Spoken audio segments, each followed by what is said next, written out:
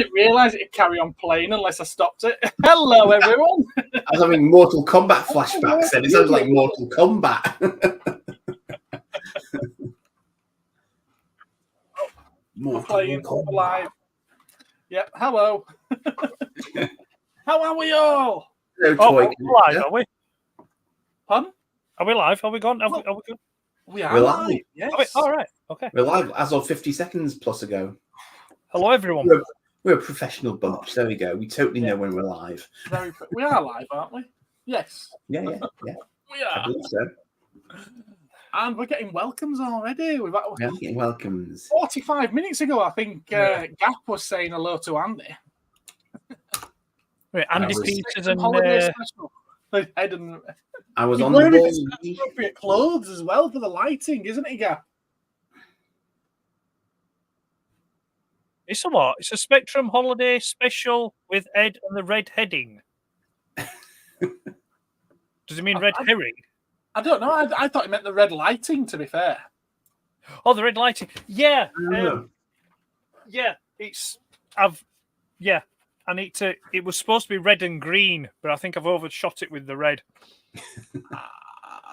Okay. So I try and give it a bit of a festive feel. Festive. Red and green. Going festive on us. Hello, toy collector. It's not the festive episode yet, so it'll be right. It's not a problem. Hey, Benjamin.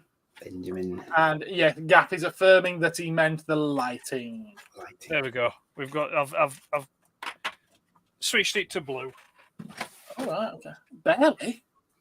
It what? Yeah, I can see it now. Now it looks like a mouldy red.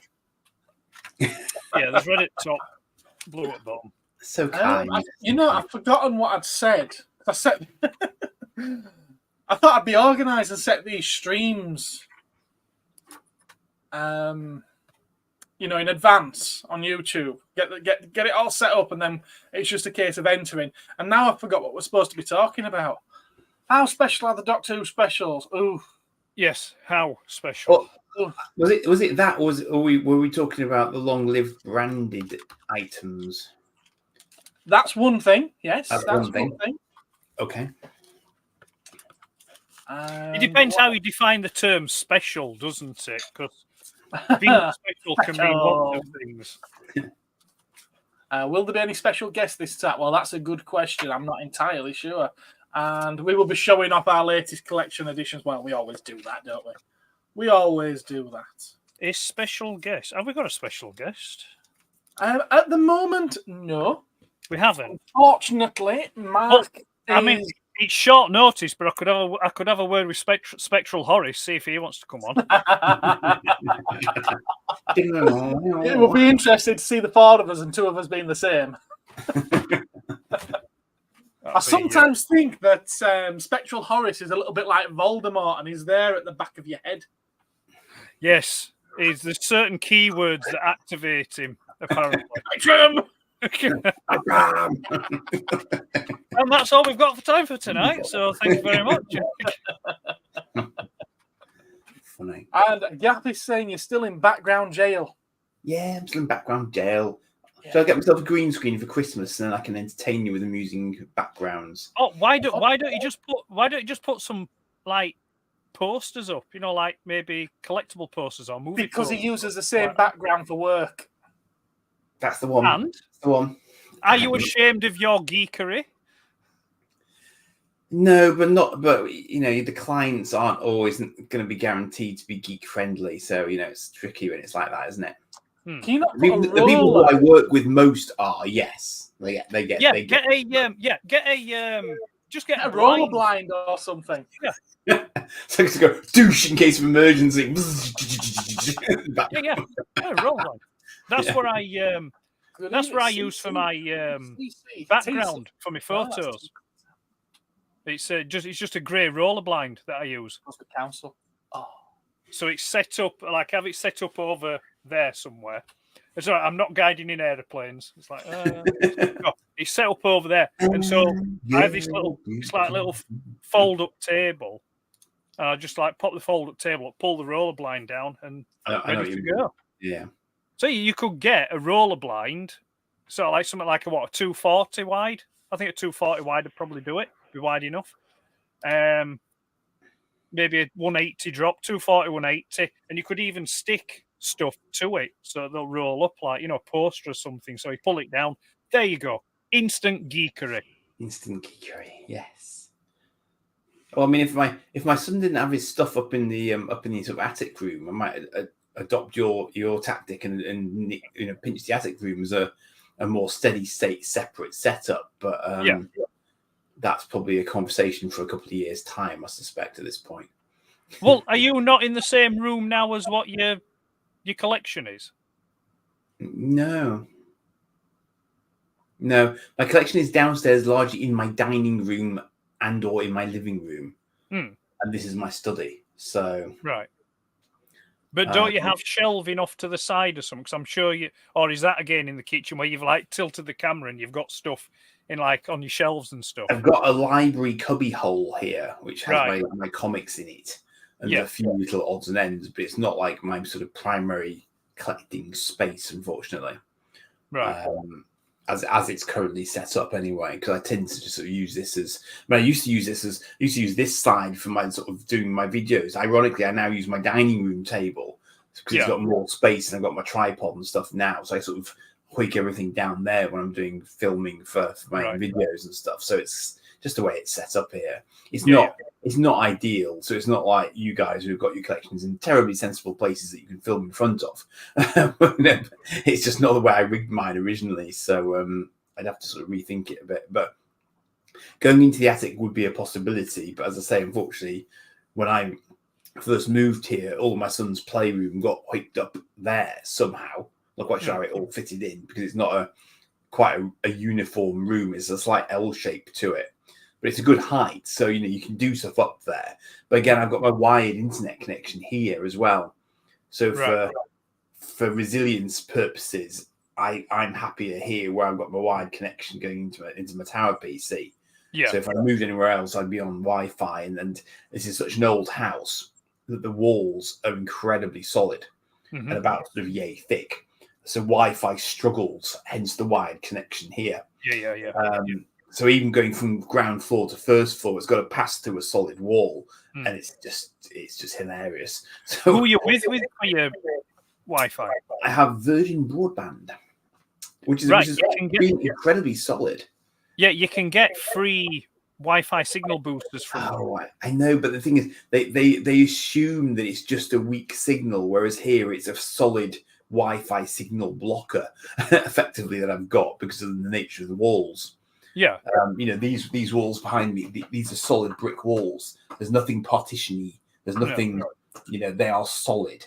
And they just soak the signal up, unfortunately. So what I've got effectively is it's a random rant about internet connectivity and stuff, but it's basically a 2-zone house. So on one side, I've got where the internet comes in, where the Wi-Fi router is. So one side of the house can sort of get transmitting through from that side. But once you go onto the other side of the house, it's blockaded by the walls, which is why I've got a sort of a Wi-Fi repeater in here, tied to a wire that goes around the outside of the house to come back in the house to feed this router with a wired signal from the original entry point into the house in order to try and give me halfway decent internet in here for the tower. So it's a hodgepodge. It's a classic thing that old houses were not designed for Wi-Fi. Basically, it's that simple. That's what it boils down to. But it's fun getting these things to work. And well, at least it still stands. Does the house? Yeah. Right. We've got some interesting comments in the chat, which there is. Could I just make a quick point? I can hear myself feeding back and talking. Yeah, back. there is a bit of an echo. And I can hear you echoing as well. All right. Okay. Oh, you sound fine to me. Yeah, when I talk, I can hear it looping back. Oh. Right, it's gone. It's gone now. It's gone now. Somebody altered their volume levels. We're good. Jumpy has pointed out that he can't see Gap's comments. I can explain to you why, Jumpy. Gap is watching on Andy's channel and not on my channel, which is the main one for this. So that's why you can't see his. We can, and we'll be putting them up, so it's not a big deal. But that's also an answer to that question. You don't have a wrench because you do on my channel, but not on Andy's. Mutant Productions. Hello. Oh, I know him. I know him. He must be watching through you then. Yes, very probably. Hello, sir. And Logan's here. He's saying the Doctor Who specials are clap. I believe he means crap. No. It's fine. It's fine, Mutant. You're in precisely the right place. This is just a rebroadcast that I do, so I share Cosmic Stream on my channel as well. Yes. It makes sense. We're all here. Why not? We can see your comments in our sort of master comments channel, so it's fine. Don't worry. Mutant Productions does commentary on Doctor Who and things of this nature, and is also heavily into his Legos. Which is where I knew him from originally. So I keep an eye on his channel, and he does some very sort of kind of short reviews of things like the Doctor Who specials. So he's current on things of that nature. Okay, well, I'll give him a follow a little later then. Yes, but he likes to mask his identity behind behind various faces, virtual faces. Oh, okay. I know a certain Doomcock that does exactly the same.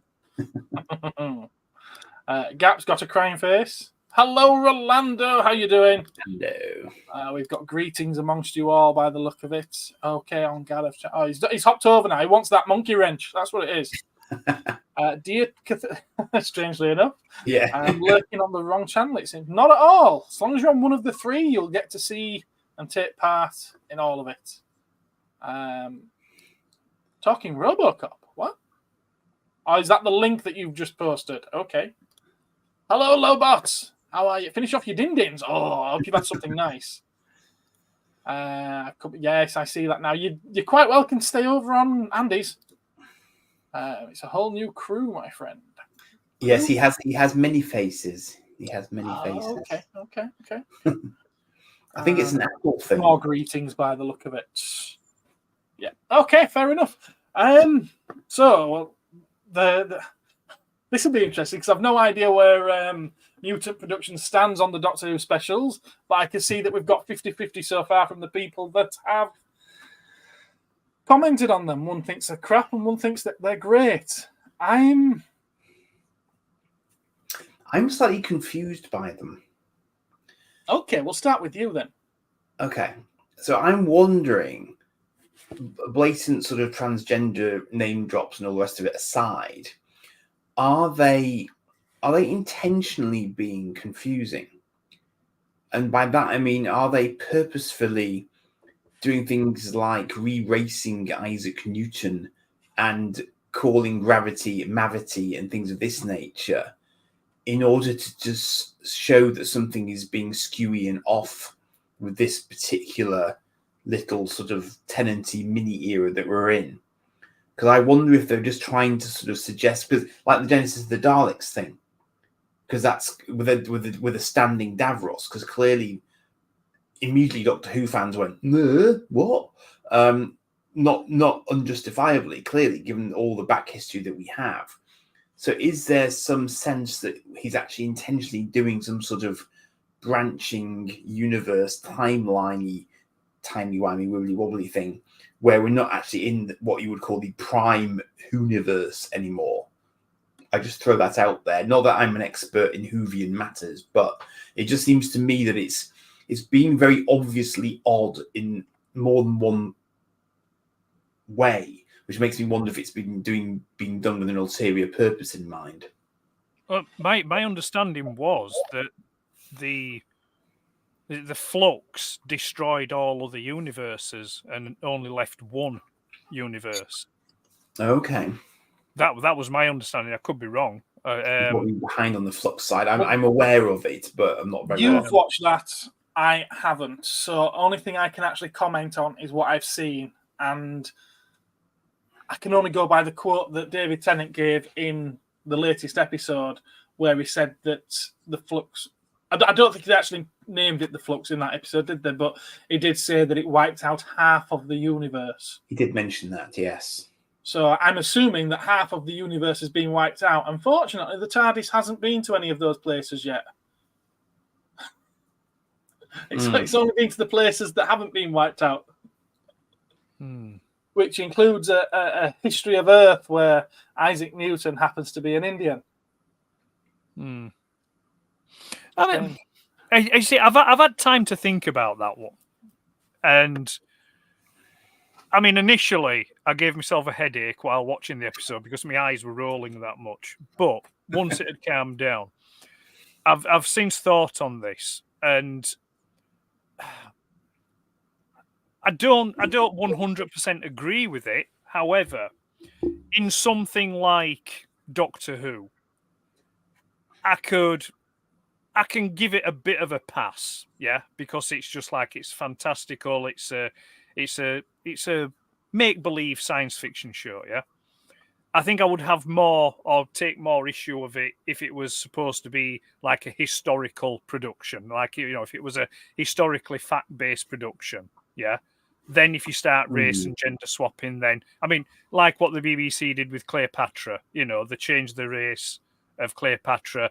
And basically, historians all over the world just turned around and said, "Oi, no, she's look nothing like that. You're being silly. Stop it." So on something like this, yeah, it's not, but I mean, it could have a little bit of a knock-on effect because there could be younger kids watching it who now think that Sir Isaac Newton was Indian, and it's like, no, he wasn't. But it's just a TV show. It's just a science fiction make-believe show. This is the actual dude kind of thing. But it will give them that preconception. But so, yeah. I just didn't buy a doctor messing with something that was quite fundamental to a scientific establishment of fact. As the doctor, with his knowledge of... with his knowledge of Earth history and everything else. I thought you'd just been blackwashed for a second. Because they used to talk a lot about fixed points in time and not being able to mess with those, for example. Yes. So isn't that messing with a fixed point of time? Because they're basically giving him the idea. So the idea for gravity, Yeah, I would agree that.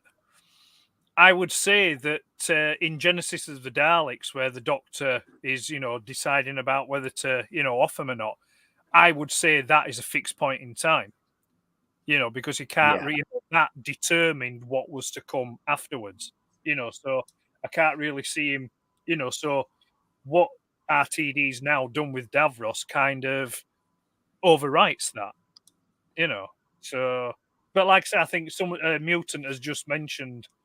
Was it Mutant? Sorry, I'm just having a quick scan through. Oh, yeah, it was Mutant. Yeah, he said something about, RTD has said that he's not canon. He's not bothered about canon. He'll just go where he wants, kind of thing. Sorry, I'm paraphrasing there. So it's. I think if you're dealing with that kind of attitude from a writer, then basically all bets are off. It's just like that's basically him signaling that he's going to do whatever the hell he wants with it. But like I say, that means it's not a story anymore. That means it's an anthology series. It's a series. It's a series of stories featuring a character called the Doctor, and that's it. Yeah. Because if you don't, I mean, and the thing is, I think we've discussed this before, but it's it's kind of how much of the show's current popularity is dependent on those who've been watching it for decades. Are we still relevant as an audience for that show, or does it only care about a modern audience who are, dare I say it, TikTok based and therefore used to getting rapid flashing images of short periods of time that have no connection with the one that preceded it? In which case, it doesn't bloody matter, does it? Because continuity stops being a concern, which is easy, but it also means horribly lazy writing potentially. Whereas personally, very lazy writing. Yeah. Whereas lazy writing. Solid, consistent. Yeah. To the point that the first episode of these specials is a 1970s comic strip that all he's done is put some of his own agenda into it and called it his own script. It's not really, is it? Well, I mean, the thing is, though, I mean, again, maybe I'm just being a bit too lenient here, but I wouldn't necessarily say it's lazy writing. I would say that it's quite narcissistic, selfish writing, because he's writing from his own personal politics and social views and point of view. Yeah, rather than all writers will, of course. Well, yes and no. Yes and no. You've got to. I think if you're going to write science fiction, it has to be. It has to. Obviously, it takes some influence from current events. It does. You know, there's no denying that. But it depends on how deep or how far you lean into that. Yeah, a good science fiction writer will write a story that you'll get halfway through it and you're just suddenly realize, you go, oh shit, yeah, that's what it's about. It's about that. You know, rather than going straight in and saying, It's hello, veiled. my name's Jason. Sorry, no, my name's not Jason. My name's whatever it bloody well is now. And Rose. I've got a cock, but I'm a woman. And it's like, you know, it's just like, that's the lazy part. Yeah. That's the lazy part. Yes, it was not done in a subtle fashion. No, there was no veil. Yeah, No. which quite frankly, I don't give a fuck about. Sorry, I'm swearing again. I don't care about it. Yeah, what makes me pause is if the only thing that identifies you as a person or makes you relevant as a person is how you identify your sexuality, then you're a pretty boring fucking person, to be honest. You know, it's like, you know, if that's all that defines you as a person, then it's like, I feel sorry for you. You know, it's like, you know, it's so to make a character in a program like that, it's like, well, yeah, okay, but you're boring. You know, what else is there? You know, it's like the Doctor. Yeah, he's always been known as a madman with a box. Well, maybe not always, but in the new tenure, let's say, it's a madman with a box. Yeah, and it's like you could use that singular thing to define him, but it nowhere near scratches the surface of what he actually is. Yeah. Yeah, I mean, Gap's saying that it's an agenda show, not entertainment. That's where they're going. It does feel a little bit like it's sort of issue / flavor of the week, which they've chosen to devote a special to. You know, with a sort of particular emphasis, just to say, here's Doctor Who. It's the 21st century. This is what's current. We just need to sort of deal with this and make clear where we as a show stand on this. And the thing is, you know, I think that science fiction shows have historically been a way for writers to challenge quietly cultural concepts before they actually become a thing. Quietly. So, I remember Star Trek doing an episode where there was a sort of, I can't remember if it was like a hermaphrodite sort of alien species or similar, something like that. And it was kind of, no one made a big deal of it because it was just an episode of Trek. But actually, when you look back at it, you know, you can see it quietly sort of nudging you in a particular direction, but without being completely gratuitous about it and obvious about it. You know, I mean, this is the thing. Star Trek was dealing with things like this decades before this even became a thing. I mean, I'm pretty sure it was in. Oh, let me see now. Was it one of the Next Generation episodes? It was about the Trill. Yes. Yeah. I remember that one. Yeah. I know and exactly. That's essentially, you know, I think it was a male Trill, and then it was transplanted then into a woman. And was it Beverly Crusher? Was it? Yes, it was. Yeah. And it's like. That was like what? That was the early 90s, yeah? And it was done and dealt with, and people got it, and it was like, yeah, that's right, you know. And it's like, you know, so now they come along 30 odd year later, and they're like, big hammer, we're going to slap you over the head with it. It's like, and that's why people are kicking back, because it's like, no, people smarter and more intelligent than you did this 30 years ago and did it better, yeah? So. And like I say, and it was more subtle, and there was more nuance to it. You know, there was more in the story to it, rather than just sort of like, oh, did you just assume that aliens' pronouns? It's like, oh, go fuck yourself with your penis. You know, it's just like It just no. I think maybe Gap needs to go onto the Cosmic stream, because I think He is now, but he is, okay. Lack, where is it? Lack there. Hello, Lack. Is Gap here or are we cross streaming? No, Gap is here, but I think you're watching either from Andy's stream or from Eddie's.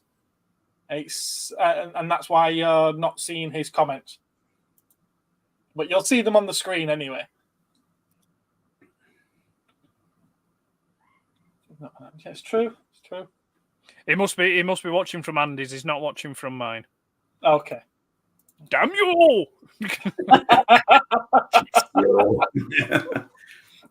So if we want to go back to the point and get off this politics stuff, that's probably still going to be involved in this. But Mutant says, if he remembers correctly, the flux was stopped at Earth's door. So what happened to the planets of the solar system? Alpha Centauri, Betelgeuse? The flux was a crap storyline, and it was never resolved properly. No, it wasn't, and they probably didn't. Well, I've heard from a lot of reviewers that they did more with it, with the line from David Tennant, than what they actually did in the actual storyline of the flux. Well, to be fair, the whole Chibnall thing, the whole Chibnall era was just dross. I didn't watch I haven't watched all of it. No, I've seen. There's more. People are busy in the chat today. Wow. I watched a bit of it. I watched the first episode. Bodies with Captain Kirk was back in the day, but they didn't shove it down your throat, did they? Well, you don't know what they were doing behind closed doors. Turnabout Intruder was the last episode. Yeah, they could hide it in science fiction shows, just like they used to hide it in comics. But they're not trying to hide it. I think that's the issue, isn't it? It's not. Oh no! Today it's being horribly obvious about it. But back in the day, when it was more signposted and there's neon flashing lights around it. Yeah, really, really annoying. Which an intelligent audience doesn't need. I mean, just as a taking the episodes just as they are, they don't. I personally don't feel that there's anything special about them. To me, they feel like mid-season episodes. Yeah, there's nothing. There's nothing real that says these episodes are here to celebrate the 60th anniversary of Doctor Who. However, sort of like counteracting that opinion is, I don't think I've actually heard any official sources from Doctor Who's side, like the producers or things like that, actually say that these episodes are to celebrate the 60th anniversary. The media has done that. The media have said, 3 60th anniversary special episodes, yeah? Now, they may have done, but they may have been marketed like that, they may not have been. But so far, these 2 episodes that's been on don't really feel very special. Like I said, they feel quite mid-series episodes.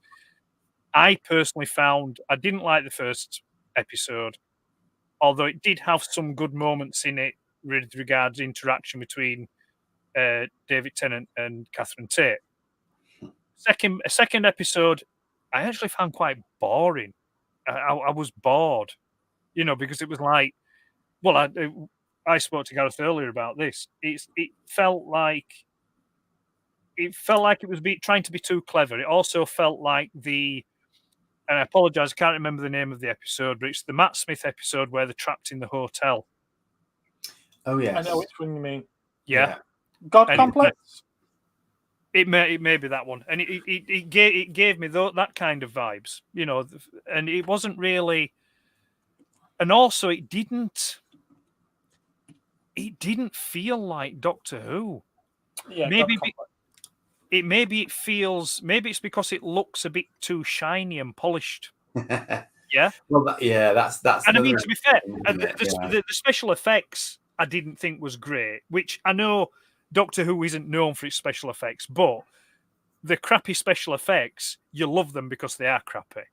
It has that feeling. Yeah. It is quintessentially Doctor Who.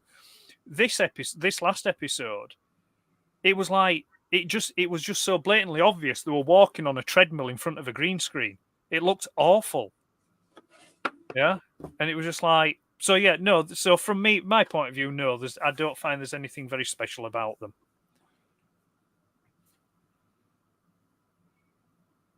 I mean, I would view these as if they are in sort of a trilogy. So I think they're obviously intended to get us somewhere, i.e., the next Doctor, basically. But I think they're also going to, as some people have been putting in the comments, I think there is clearly an intention to do some form of reset off the back of this as well, for whatever reason. Yeah, it feels like treading water. It feels like treading water until Shooty comes. And I said to Gareth the other day, it wouldn't surprise me if Tennant regenerates into Shooty, I'd say maybe halfway through the final episode rather than just at the end. Yeah, it might make more sense if it needs to actually properly bring him in, wouldn't it? I mean, that would make and then sense. and as Gareth said, bring him in halfway through so he can save the day rather than Tennant. So, where are we with regeneration these days? Because are we talking clothes on or clothes off? Or the same clothes or different clothes, yes. But Smith got a new set of regenerations, didn't he? Well, apparently that doesn't matter anymore because the Doctor can just regenerate as many times as he or she likes. Sorry. Oh, wow. The Doctor can regenerate as many times as he, she, they, them. No. The Doctor. He identifies as the Doctor. The definite article. Yes, indeed, that one. Because I just wondered, because I was just thinking that where is he now? Given that he's chewed one up and now he's about to chew another one up. Well, that's the thing. According to Chibnall's Flux storyline and the Unearthly Child, not what Unearthly Child. I forgot. Anyway, I can't. Whatever that was. That crap episode. Anyway, Timeless Child. That's it. Yeah. It's it has unlimited regenerations. Yeah, okay. Because its species just is able to regenerate at a drop of the hat, which again contradicts and overwrites the Time Lord Council granting him an extra set of regeneration periods. Yes, that makes while sense. He was on Trenzalore with Matt Smith. Yeah. Jesus Christ. I didn't realise I knew this much about Doctor Who. And I remember that bit. I think I was following it. Hey, listen, I'm very, very scared right now. Be afraid to be very afraid. But the thing is, he was old there, so you would think that if he was capable of regeneration, he was getting that ancient, he would just inherently regenerate because they hadn't changed the rules by that point, had they? So he would be doing that. So, yeah, it was. I mean, like as Gaps just mentioned, they had like 12 regenerations, didn't they? I think that was that set in the original series that they had 12. They could regenerate 12 times. Yeah. So that's 13 incarnations, and then you're done. That's it. Off your pop. Pushing daisies after that. But they haven't changed the rules. Gap's saying they've changed the rules. They've amended them for the Doctor. They did mention back in the 5 Doctors, which is 1983, that they could give the Master, who was at the end of his regeneration cycle, he was always in his final body when we saw him, that if he was to help them out, they could give him a brand new regeneration cycle. So it was already hinted at that as early as that they could award you more. You get a boosted bonus. For whatever reason and through whatever sciences. And that's essentially what they did with the 11th Doctor on Trenzalore. They gave him a brand new set of regeneration cycles. So from there, we believe that he had another 13 bodies to go through. It turns out that's not necessarily the case. And then, of course, they gained the ability to be sort of zappy with their regeneration energy and put it into spare hands and funnel them off. Yeah. I mean, don't get me wrong. There's certain aspects of Doctor Who prior to this that I've not always agreed with or seen eye to eye to. I mean, like I say, I never really liked the whole romancy kind of aspect that came along when David Tennant came into the role. you know. But I think that was played upon because of how he was received when he played Casanova. Yes. You know, and I think it was a case of, right, we'll try and bring a bit of that to Doctor Who to mix it up a bit. I understand, but I still think that, I don't know. I just think that the Doctor really ought to be the type of character that's a bit more aloof than that, or maybe isn't. It's kind of like thinking, well, yeah, I might have done that maybe 500 or 600 years ago, but now I can't be bothered now. You know, because essentially, pretty much everyone he meets now are infants compared to him. You know, they're just like, you know, he's just like, you know, he's this almost semi-omnipotent being who probably, you know, probably just doesn't. Now, I could understand the Metacrisis human 10th Doctor. Yeah. You know, that's gone off with Rose because he's half human. Yeah. And I can understand it on that side. And if you want to do that with him, then fine. Go off, have a different series where he's off in wherever he is and, you know, he's filling his boots. There's a lot of arguments that Paul McGann's Doctor, obviously, as well, was very romanticised. But I always saw that as a one and done. You know, he met Grace. He had the adventure with her. There was a little bit of passion. Moved on. He left her behind. I can't imagine that had they done a whole series with Paul McGann that he'll be doing that at every stop. Hello, lady. That really would have been a Casanova, wouldn't it?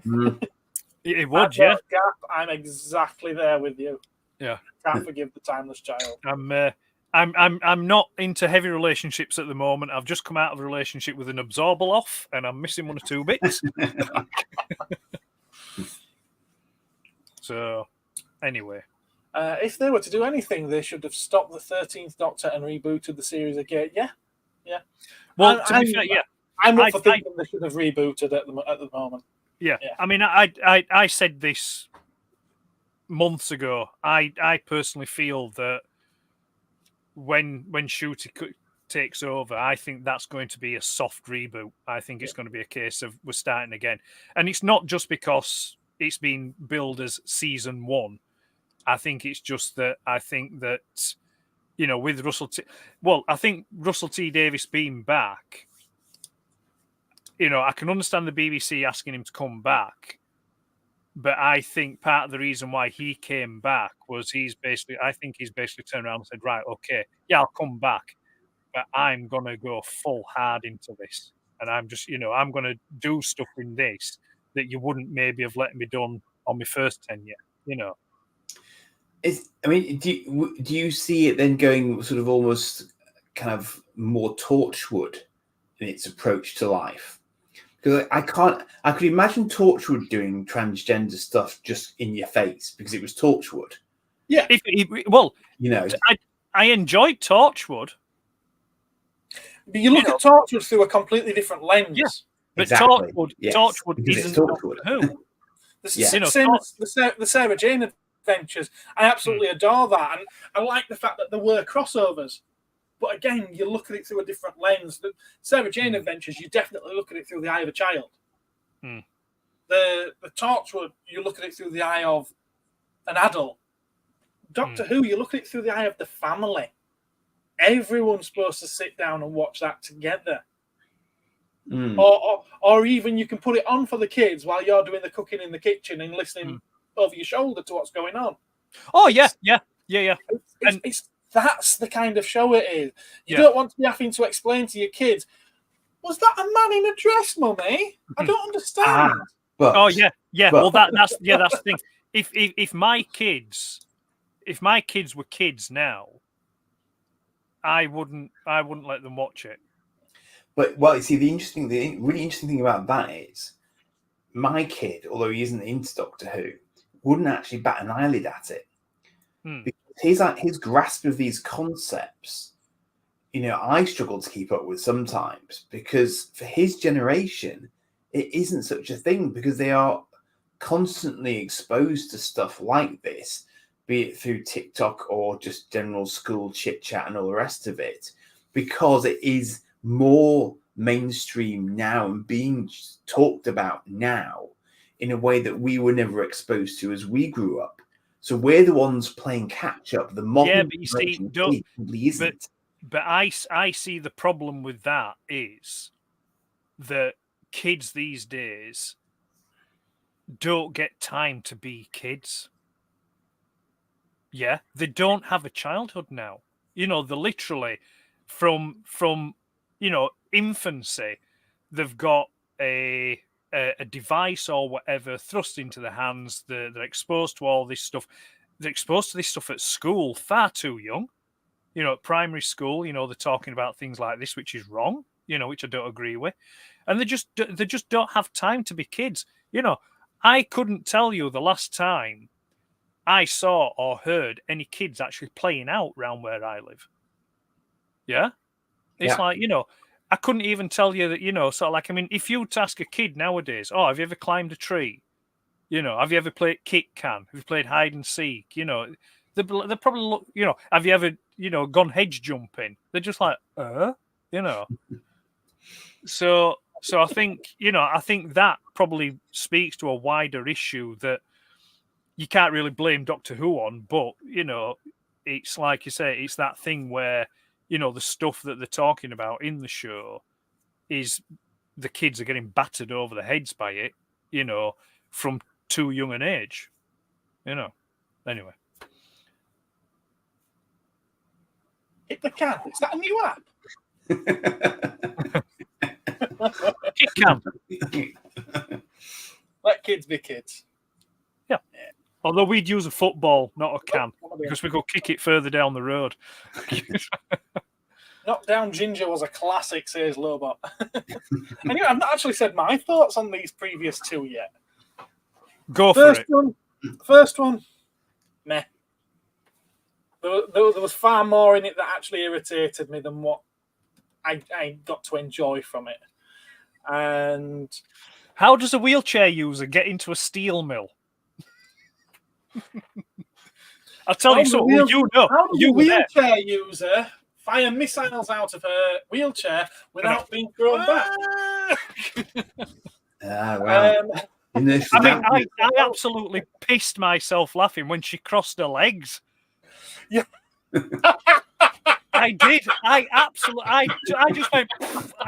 I absolutely wet myself when she crossed her legs. I thought, what? There's obviously still some function in them then. There is, yeah. Can you feel that, love? No, keep trying. Hiya. Yeah. The second one, I'll admit, I enjoyed a lot more than the first. I get that it was slow. It did plod quite a lot actually. But I did enjoy it. It had... I think it brought a little bit of scary back to Doctor Who. Yeah, there are also some interesting just like single lines in it as well. Oh, yeah, certainly. Where sort of Tennant says, I shouldn't have invoked a superstition where the veil is thin, kind of thing. I'm like, oh, all right then. So that was a bad thing then that you just did, No, I would. If the first episode, I would probably say I'd give it a 3 out of 10. The second episode, I'd probably give it a 5. Can we talk about waterproofing the TARDIS console? I mean, really? Well, I do recall the Doctor having a swimming pool in the TARDIS. And I do recall Matt Smith climbing out of the TARDIS being absolutely soaking wet. So apparently his TARDIS could handle getting wet. It seems very odd that when it's been reformatted and rebooted and it's nice, fresh and shiny, that a cup of coffee can absolutely destroy it. That seems really, really weird, does that? But I suppose they had to have some way of fitting in that little tiny clip of Isaac Newton, which I'm sure that the Mavity thing is going to play into next week's episode. And I'm also certain that the reference of him later and the Doctor's like, oh, yes, he was hot. Oh, is that who I am now? I think that's going to play into next week's episode as well, because we've seen images of him and the toy maker, Neil Patrick Harris, dancing in the street, I believe it is. So I wonder if there's supposed to be some kind of romance there between them Alright. two. Maybe not romance, but maybe attraction. And that's the shoehorning in of him liking Isaac Newton might lead into that. But again, these are not the stories I expect from Doctor Who. Well, no, it's the. I didn't like him having a thing with Rose, a thing for Rose, rather. I certainly don't like him having a thing for Isaac Newton.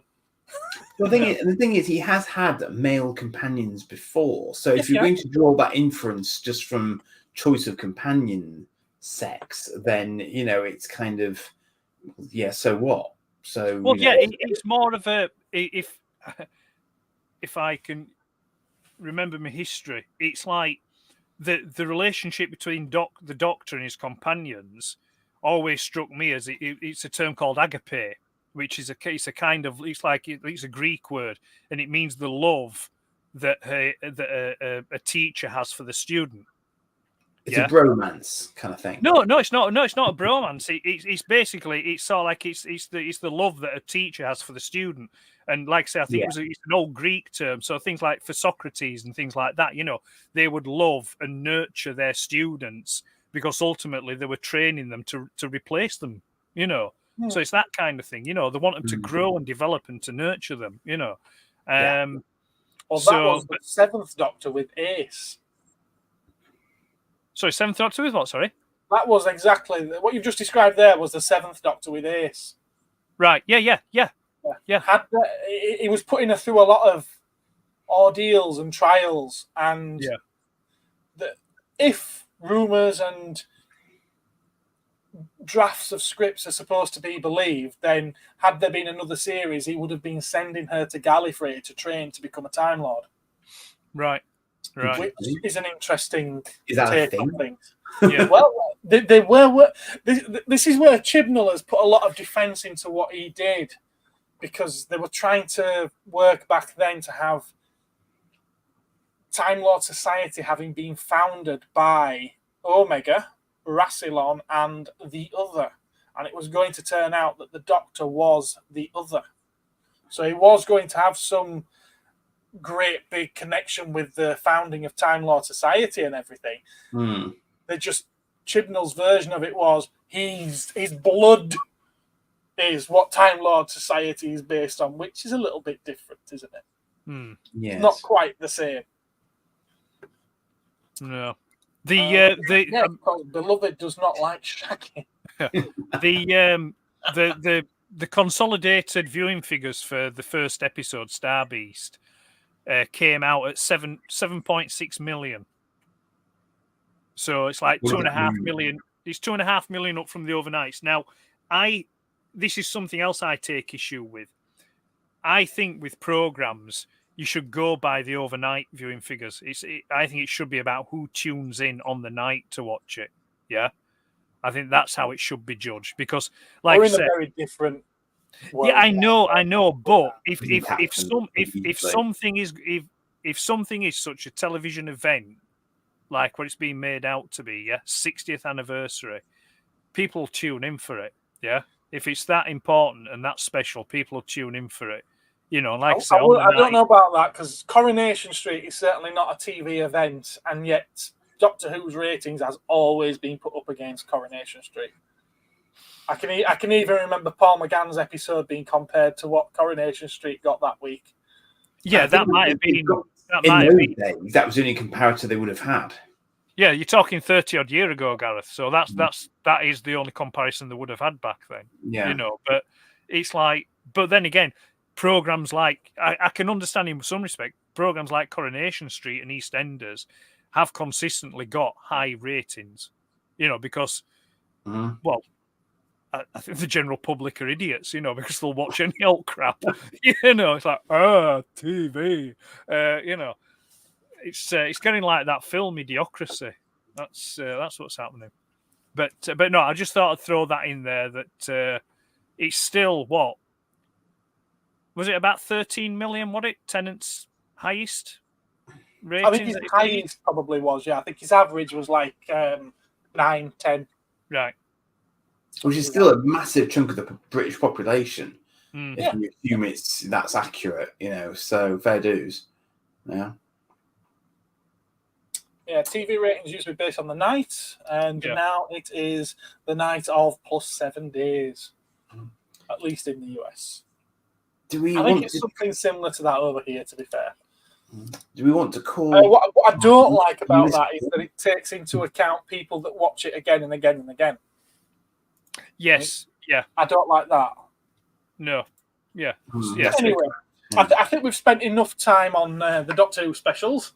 In fact, we've spent about as long as the special on the Doctor Who specials. Indeed. I believe that Andy has a topic to pitch to us. Does he? Yes. Yeah, Andy did, because this is the one we discussed in the WhatsApp chat, which was along the lines of which of the sort of branded toy lines that we are familiar with has had the longest run, or that we might see having the longest run. And I believe we were also bouncing around, gentlemen, were we not, the definition of what a given branded toy line is. And I think we sort of roughly settled on the idea that it's whatever we would associate with that brand, regardless of whom it's actually being manufactured by at any given point in time. So we're purely looking at it as a conceptual brand styling rather than an actual manufacturer constantly producing it throughout time, if that makes sense. Yes. So an IP, a brand IP. Yes, a brand IP. Because the IP can be licensed to others to produce over the course of its run, and so therefore does not have to be situated with one producer all the time. But then equally, I dare say some of them have been largely owned and sort of therefore produced by someone exercising that monopoly right to their IP. So we were thinking about things like, you came up with a very good one of Barbie, didn't you, Gareth, as being a very, very long running. I think it was Ed that put that one out. Yeah. And Lego being another one that's survived down the ages. I say Steiff teddy bears. Yeah. Yeah, Barbie and Lego. Barbie and Lego. Come on then, people. I think, what do you reckon to a really long-running toy line? What was around when you were kids? What did your parents play with that's still going now? I'm waiting for your comments. How long's Fisher-Price been going? Well, Fisher-Price is a brand rather than IP, isn't it? They do all sorts. Yeah, they're more. That's more generic, isn't it? I suppose, rather than being actual product as such. Yeah. Fisher-Price is more akin to Mattel rather than Barbie. Yeah. No, fair dues. Yeah, because Fisher-Price make the toys, don't they? Fisher-Price isn't the Fisher-Price isn't the end product. I dare say that there's certain lines that Fisher-Price have produced that are probably still going today, or at least have taken a break and come back and whatnot. Did they do the little wooden dog on the wheels? I'm thinking about that, like that telephone toy. Yeah. Speaking Smurfs. Schleich Smurfs, of course. Yeah. Although they're probably going to be 80s, aren't they? No, Smurfs, I think, have been knocking about since 50s or 60s. They are pretty old. Maybe late 50s or early 60s. Yeah. The little figures. Maybe not the little figures, but Smurfs as a thing. Yeah, I believe they've been around donkey's years. I will check. Asterix is an interesting one. Yeah. But when were their toys? It would have been the comics first, wouldn't it? So also Tintin. Hercules Adventures of Tintin. Adventures of Tintin. 1958 with the Smurfs. Okay. Interesting. When did Asterix come about then? I can remember getting... I think, it's a while ago, let's say, when my dad used to go to the petrol station and get petrol, I used to get a Smurf. 59? Yeah. Smurfs beat Asterix. Yeah. Well, there you go. Only just. Fill up with a Smurf. That was the tagline. I think it was national petrol stations. So 58 Smurfs, 59 Asterix. Yeah, there's And I think, did we say Barbie? Wasn't Barbie 50, early 50s, mid Having a look 50s? now. 59. 59. And Lego was the 40s. I think Lego was 47, was it? Lego, Oh. yeah, I'm all there for the Lego. But the caveat with the Lego is the fact that Lego, it was wooden blocks. They to were, start yeah. And general toys. They didn't move to the plastic bricks until, was it the 50s? Actually, Lego was founded in 1932. Right. However, not for the wooden blocks, I imagine. Yeah. You see, you could say people like, but they're not going anymore. You know, like Meccano. I think Meccano were 1800s or late 1800s. You know, but they've As early bit as the that. dust. Wow. You know. Yeah, that's another really interesting one because, I mean, I've got stuff upstairs that my son's granddad got in that was Meccano, even now, you know. So it is still kind of clinging on as some sort of ghost brand, I suppose, you know. G.I. Joe in the 40s. It's one of those ones where you sort of wonder if someone's resurrected it and slapped it as a label onto something that's kind of not, maybe isn't really Meccano anymore. I don't know, but yeah, I was going to say, I mean, action. We were talking about Action Man and stuff, weren't we? In terms of the GI Joe figures and GI Joe figures were 60s, 64. Yeah, I don't think they were 40s, were they? G.I. Joe was a term used in the 40s, I'm sure, because I think it probably was a term for the American soldiers. Okay. Yeah. Generically, you know.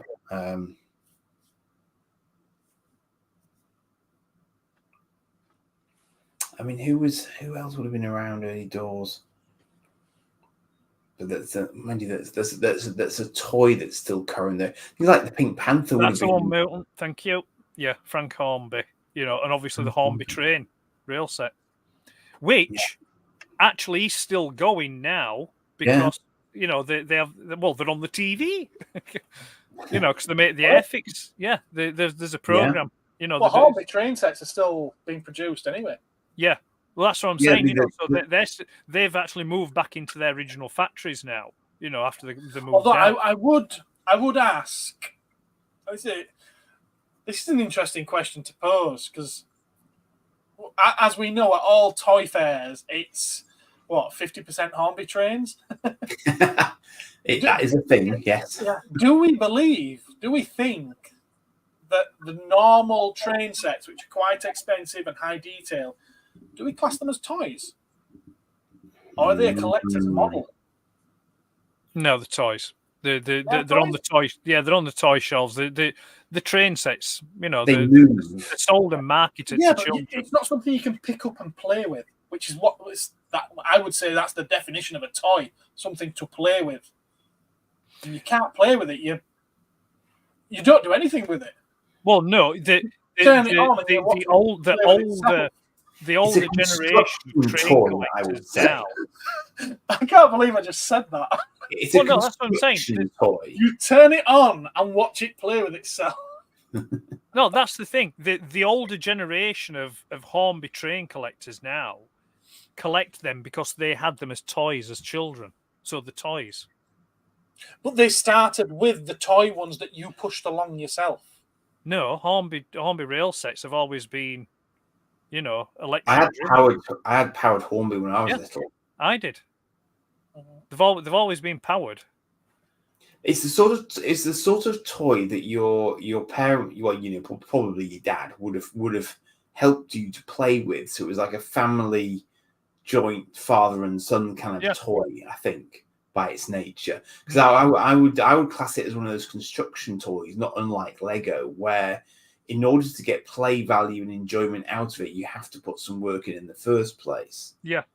Yeah, because if you're going to categorize it like that, then you'd also have to say the same about Scalextric, which has been going a long time as well.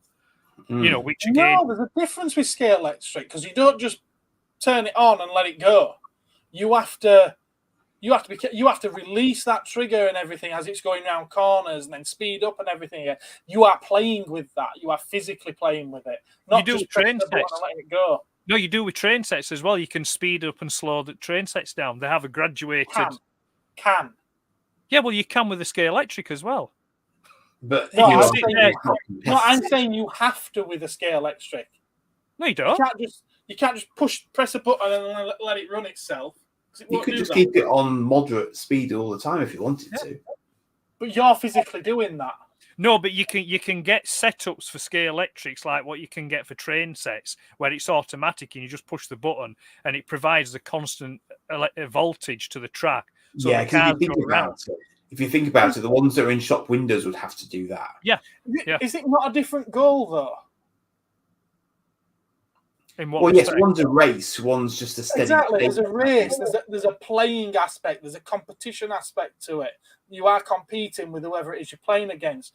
But beyond that, with a train set, there's nothing like that whatsoever. So No, I but think the play value in train sets is reenacting real life.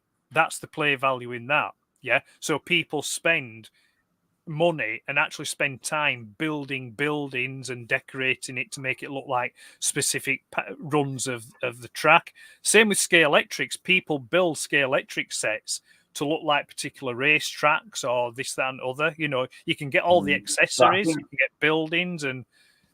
But I think See, Garrett's I point, I think, it's is more that of a one is a creative hobby. And maybe the other has more of a toy aspect because it's sort of thing you can pick up and drop in an instant once you set up the track once. Whereas if you're going to take the train thing seriously, you've got to set it up, create it, detail it, set it in a steady state motion, and kind of that's it. And you wouldn't necessarily have to involve anyone else in play with it. Now, I'm not saying you have to have two people to play with a toy. That's obviously not the case. But I can see that there's a more mature element to the design of what you're describing as a sort of full-on replica of something, as opposed to it just being something you just. Well, no. I think that comes with the adult collector. You buy a child a train set for Christmas, and the kid will play with it as a toy. If they carry the love of that toy through to adulthood, then they will build on that and make scenery and things like that. Yeah. Yeah. Now that's a very interesting point. It's the use to which you put it, isn't it? Because a kid would put other toys on the tracks in front of the locomotive, whereas the adult hobbyist would never dream of doing that because that wouldn't be the thing to do. So Whereas fundamentally, they are toys. It is a toy. It's what you make children. of it. It's what you make of it as the user, isn't it? Yeah, that's appreciated by adults. Yeah, I mean, like you could say the same about an adult Lego collector who buys the Lego, builds it, and then shoves it on a shelf to gather dust. Is that still a toy, or isn't it a toy? No, it's a toy. Yeah, but they're not playing with it. It's just on a shelf gathering dust. No, So it is has it a been toy? played with. In order to build it, it's been played with. You've just So does described a train it. set. A train set has to be played Yeah, with and to be if built. you let me get a word in, you've just described a way of playing with a train set, which that train set won't last more than an hour. When you said that a kid, will get it out, build it up on the living room floor and play with it.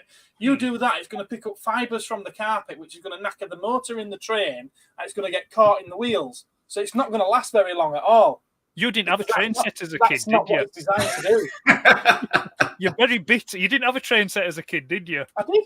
Yeah, Did you? Yeah. And have And I you was told noticed my I train was set told was that it set had up on to a be properly mounted on a wooden smooth board surface? to be set Yes. up properly. And so it was, sir. So it Yeah, was. and then I never got to play with it because it was mounted on a wooden board and we had nowhere to put the fucking board. Oh, he's bitter. He's bitter. But no, I view the train set more in the ways of like Warhammer army building. I think of it more as a hobby rather than an actual plaything. And I don't consider wargaming miniatures to be toys personally, even though I run a toy shop and I sell them in said toy shop. No, your Warhammer's more arts and crafts. Mm.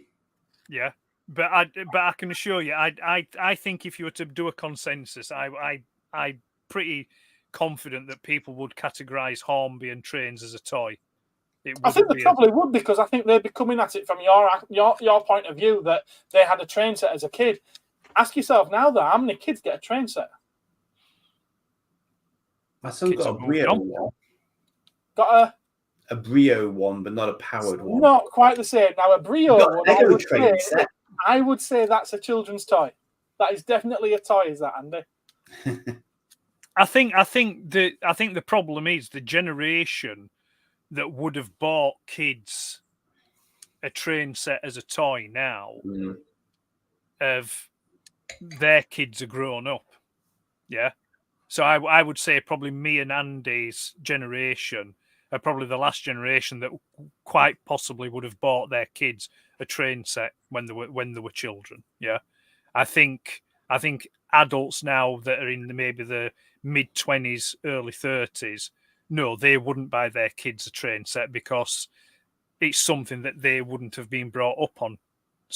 Like, say, for example, they're probably more likely to buy the kids a games console or a Kindle or an iPad or whatever, things like that, or some kind of gadgety kind of toy.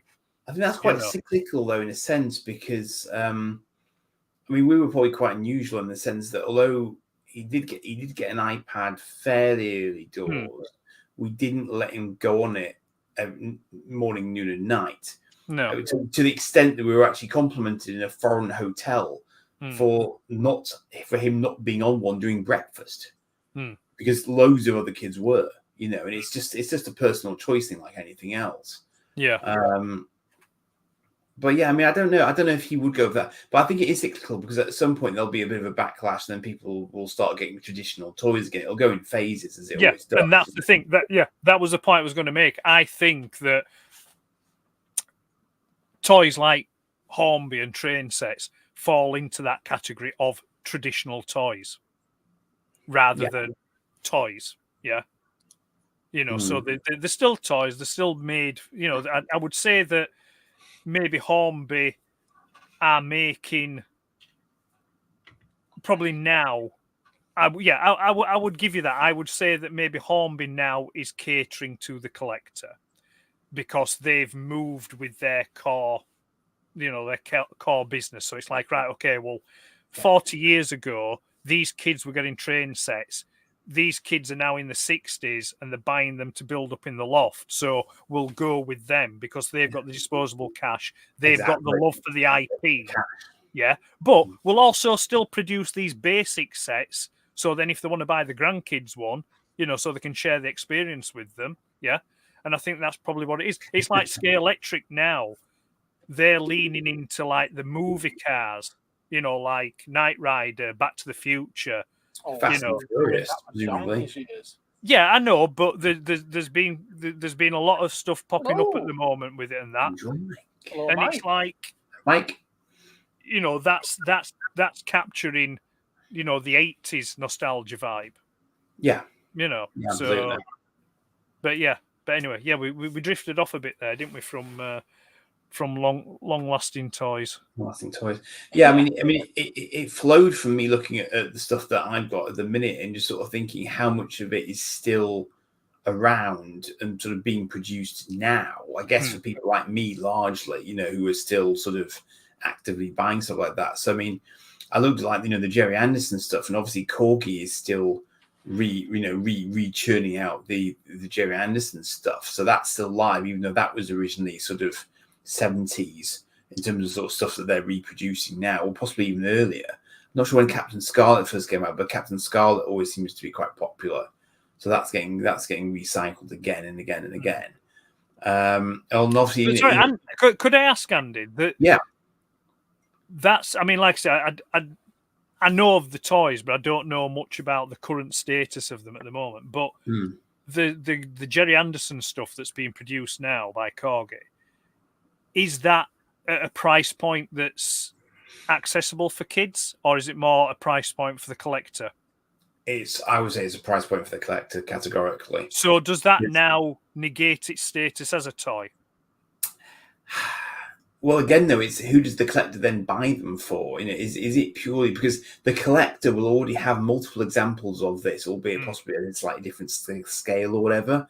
I suppose if you're a completist, then yeah, you'll buy it to add it to a collection.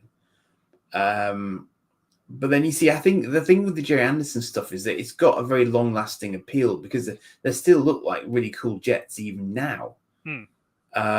So, if a child found one secondhand somewhere that was cheaper, they'd probably still be a toy.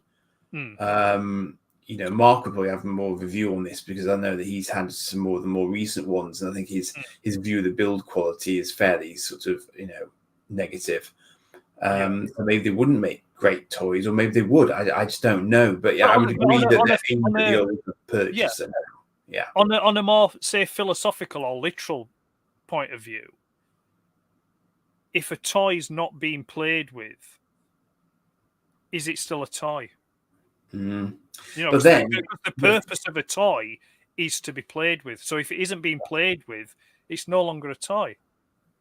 No, that's fair enough. But I mean, we've also had the Thunderbirds Are Go series, which did have toys, actual toys produced for it. So obviously that was still a thing as far back as recently as sort of 2015, 2016. So that was still very much a thing. And my son picked up on that because he really enjoyed that series. So these reimaginings are obviously keeping stuff alive at both levels. So there'll be how far do you go with a question like that though? Because you could equate it to many things, and straight away my head went to bomb. Is a bomb a bomb if it hasn't been exploded? No, it's a bomb. And once it has been exploded, it's no longer a bomb.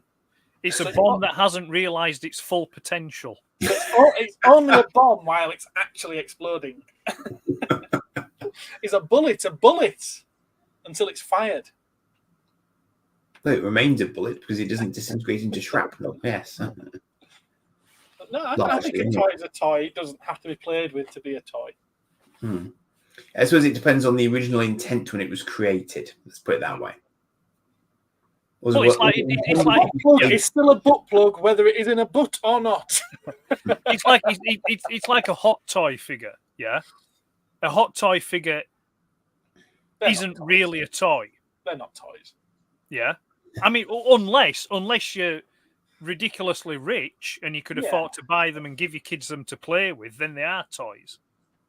But they're not. They're expensive Barbie and action men. That's what Lobot. It's still a car, yes, but it's not being driven. It's not being. It doesn't realise its full potential. Neither do I. Oh, not that. What other long-lasting toy lines have we got then? What did we think of? Well, I mentioned Plasticine. Plasticine's been around the block a while, a few times. There's that. You mentioned the bears, the Steiff bears, the teddy bear, the dolls. Teddy bears. Yeah. Or dolls. Generic dolls. Yeah. But it's like, how far, I mean, even the simple, even a ball. Excuse me. Yeah. Balls being. I think that's why we qualified it with branded, didn't we? Because otherwise you could go, right back to basics. Concepts of a stick. Yes. A stick. Oh while we're talking about sticks, I'm going to show off my latest addition to my collection. A stick. Yeah. It's a gun. In a walnut wood. So no, I don't know. I mean, I think that's the thing. I mean, it probably could have regional ramifications as well, because what may be a long-lasting toy that we know about, there may be something in France or Germany or Belgium, that we have no knowledge about, that they've had for donkey's years that's still going. So I mean, it's only, I think it's only because, like I say, we know about the the big major ones because of the marketing behind them. So you things like your Star Wars and your Barbies and your G.I. Joes, because they have the big brand behind them, but there may be lesser known toys that have been around just as long or longer that that we don't know anything about. Yeah, and obviously, I mean, things like obviously Transformers coming out of Japanese toys that we would not otherwise have heard of. So the Diaclones and all that sort of good stuff that morphed into the stuff that is now is continuing, and those are nice examples of some more modern IP where you can see there's a sort of a future down the road for them because they are constantly getting reimagined all the time. Well, they celebrate the 40th anniversary next year. Yeah, and on what a nice segue. Look who I've got here. Red Alert. Now, tell me, why might I feel shortchanged, Ed/Gareth, about this as a toy? Why do you feel shortchanged? Yes. Did you pay too much for it? No, I might well have done at the time when I originally had him, but this was one of those very early Transformers that I think I had. 1985. I remember being a bit shortchanged by him.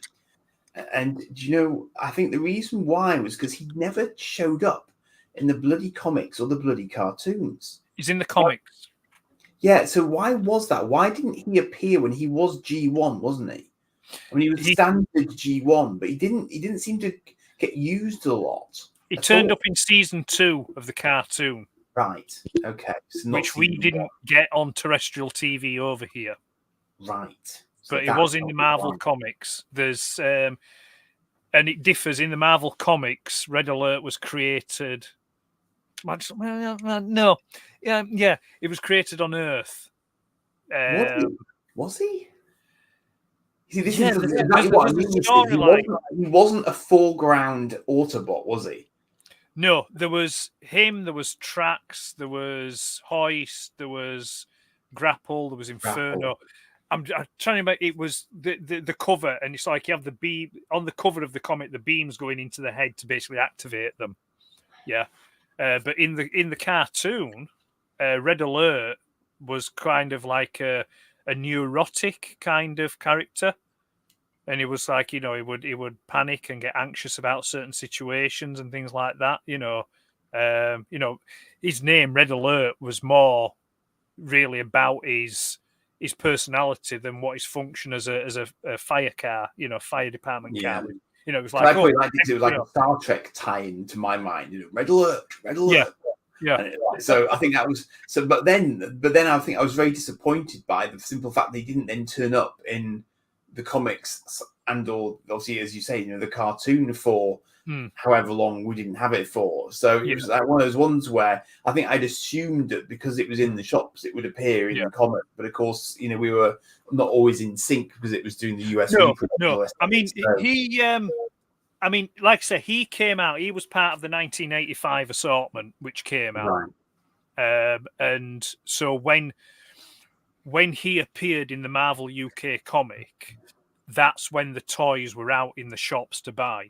Yeah. So they always timed it very well. So you had the sort of like the product on the shelf for when the comic came out. So then the kids would be, oh, look, I like that character. Oh, there it is on the toy shelf. Let's go buy it, kind of thing. It's just it's a repaint of Sideswipe. I know. Once you got it in hand, and ironically, I've actually got a Sideswipe downstairs, which again isn't anything special. It's just another sort of moderately decent one that I picked up. But I never had a Sideswipe. I remember getting Red Alert. Yeah. For some reason, but I think maybe I felt I'd made a mistake because Sideswipe and Sunstreaker were always in it massively, and Red Alert always seemed sidelined. So I just felt like I'd been sort of hard done to because it turned out he wasn't like a major figure. Which is interesting because in the comic, Sideswipe and Sunstreaker were hardly used in the comics. In fact, Sunstreaker wasn't at all. Sunstreaker was just inactive. He was always on the repair bay. He never actually really. Were they supposed to be twins? Because I always had it in my head that they were twins. Yes, Sunstreaker were. Yeah. Yeah, Spark. No, is the term Spark twins? I think the term, well, that's retroactively applied to it. Retroactively, yeah. But there were twins. They They were were described brothers. as brothers or something, weren't they? I Yeah, think they were at some brothers, point. but they were referred to as the Lamborghini Countach twins. You know, the Lamborghini twins, but they were brothers, Sideswipe and Sunstreaker. Yeah. And then they adopted a younger brother in the form of Red Alert. Yeah, no, Yeah, Red didn't- Alert's a did that different technically ever character, got even though made? they're the same. It's like Prowl and Blue Streak.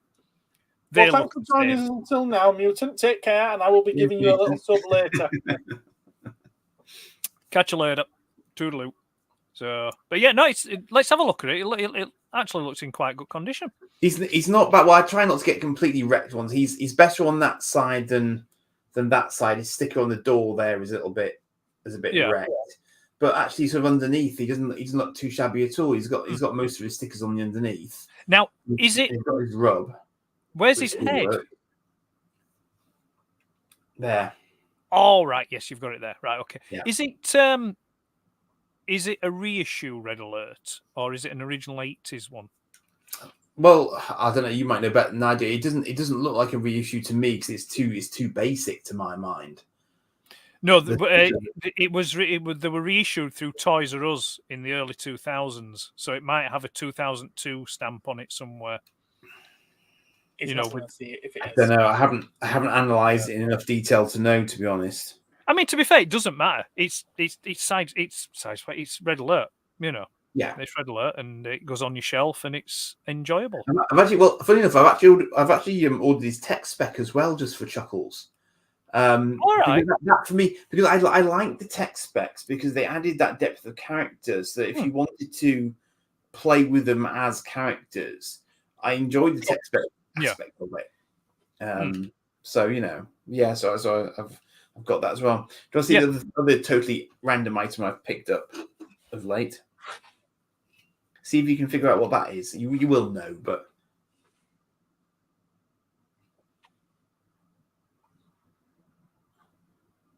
Just that. It's obviously some kind of Matchbox Corgi thing. I want it, but it also looks like the tank from Terrahawks. It is the tank from Terrahawks. It is the tank from Terrahawks. It's the Bandai. It's not one that I was familiar with, but I noticed it because eBay threw it up at me, as it often does. It's not complete because it's lacking the big Zeroids on here. Well, that's what I'm going to say. It's all like it doesn't have the Zeroids on it. It should have. But it was cheap because it doesn't have them. Because these are going for stupid money in boxes and all the rest of it. But the one that I remember was the little one that Battlehawk could pick up, and actually it went into Battlehawk, diecast Battlehawk. This is a standalone battle tank. That's not the one that came in the 3-pack, is it? I don't know. Did it? I don't think. I'm not sure if this was ever packaged with anything. You got Treehawk, Hawkwing, and Space Hawk. I think as a 3-pack. Right. But it's got its little hook there that you can swoop in with Battlehawk, pick it up and airlift it away again. But it's a classic Bandai. It's Bandai. So as you see, it is very, very metallic. It's got real heft to it, even though it's not huge. But the other one was much smaller. But I don't think I actually realised that they'd done this one. So when I spotted it, even though it's a little bit busted, I just thought it'd be quite nice to have it in hand. Just because it's. I remember the feel of the Battlehawk of the Terrahawks toys because they were so metallic at a time when it was starting to move away from that. Right. But it was so heavy and solid. I always cringe when I see ones that are sort of fixer-uppers on eBay because there are only certain bits you could break, and you'd have to be trying fairly hard to break them. And then you see that people did, and it's like, don't do that. But there's a boxed Battlehawk going for it's just dropped by £500. It's now the cheapest chips price of £4,500 to buy a Battlehawk in a box. Oh. It's like, come on, really? I mean, they're good, but they're not that good. I mean, that's a shining example of something that did dead end, of course. Although they have just released some new graphic novels for Terrahawks because it's an anniversary this year of Terrahawks. So Terrahawks is 40 years old this year, I believe.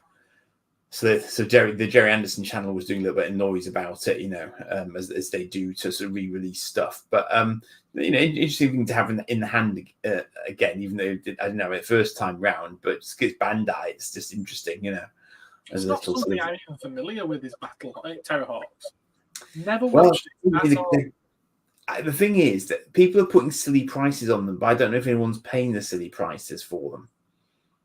But it was a nice range. It was a good range, and it was pretty much every ship of the Terrorhawks that appeared in the show did get a toy.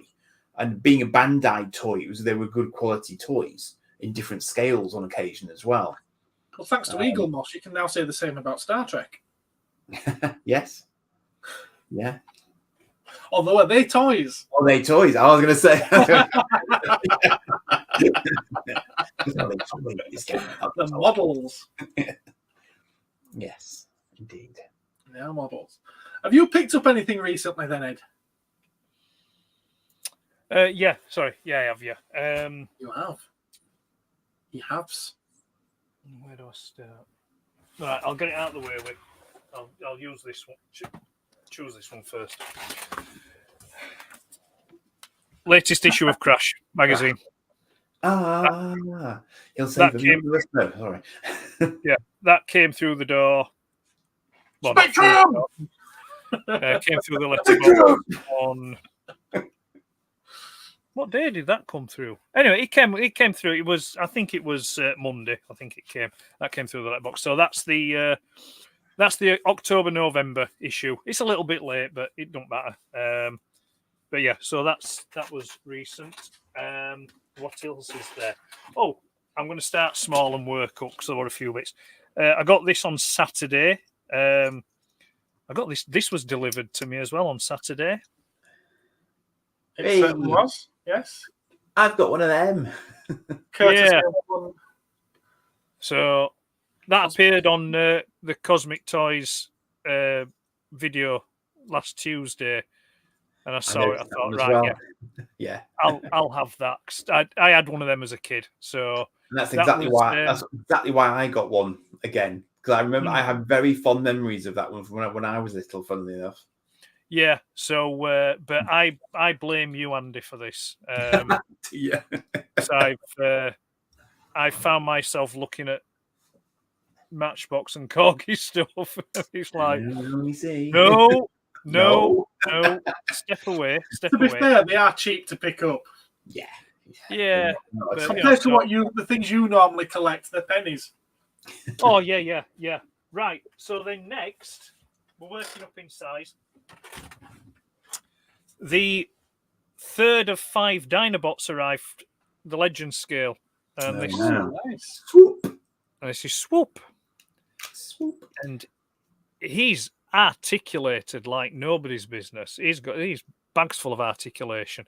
That's also hilarious compared to the original G1s. It's like and he's got these really gorgeous chrome-plated wings. Wow.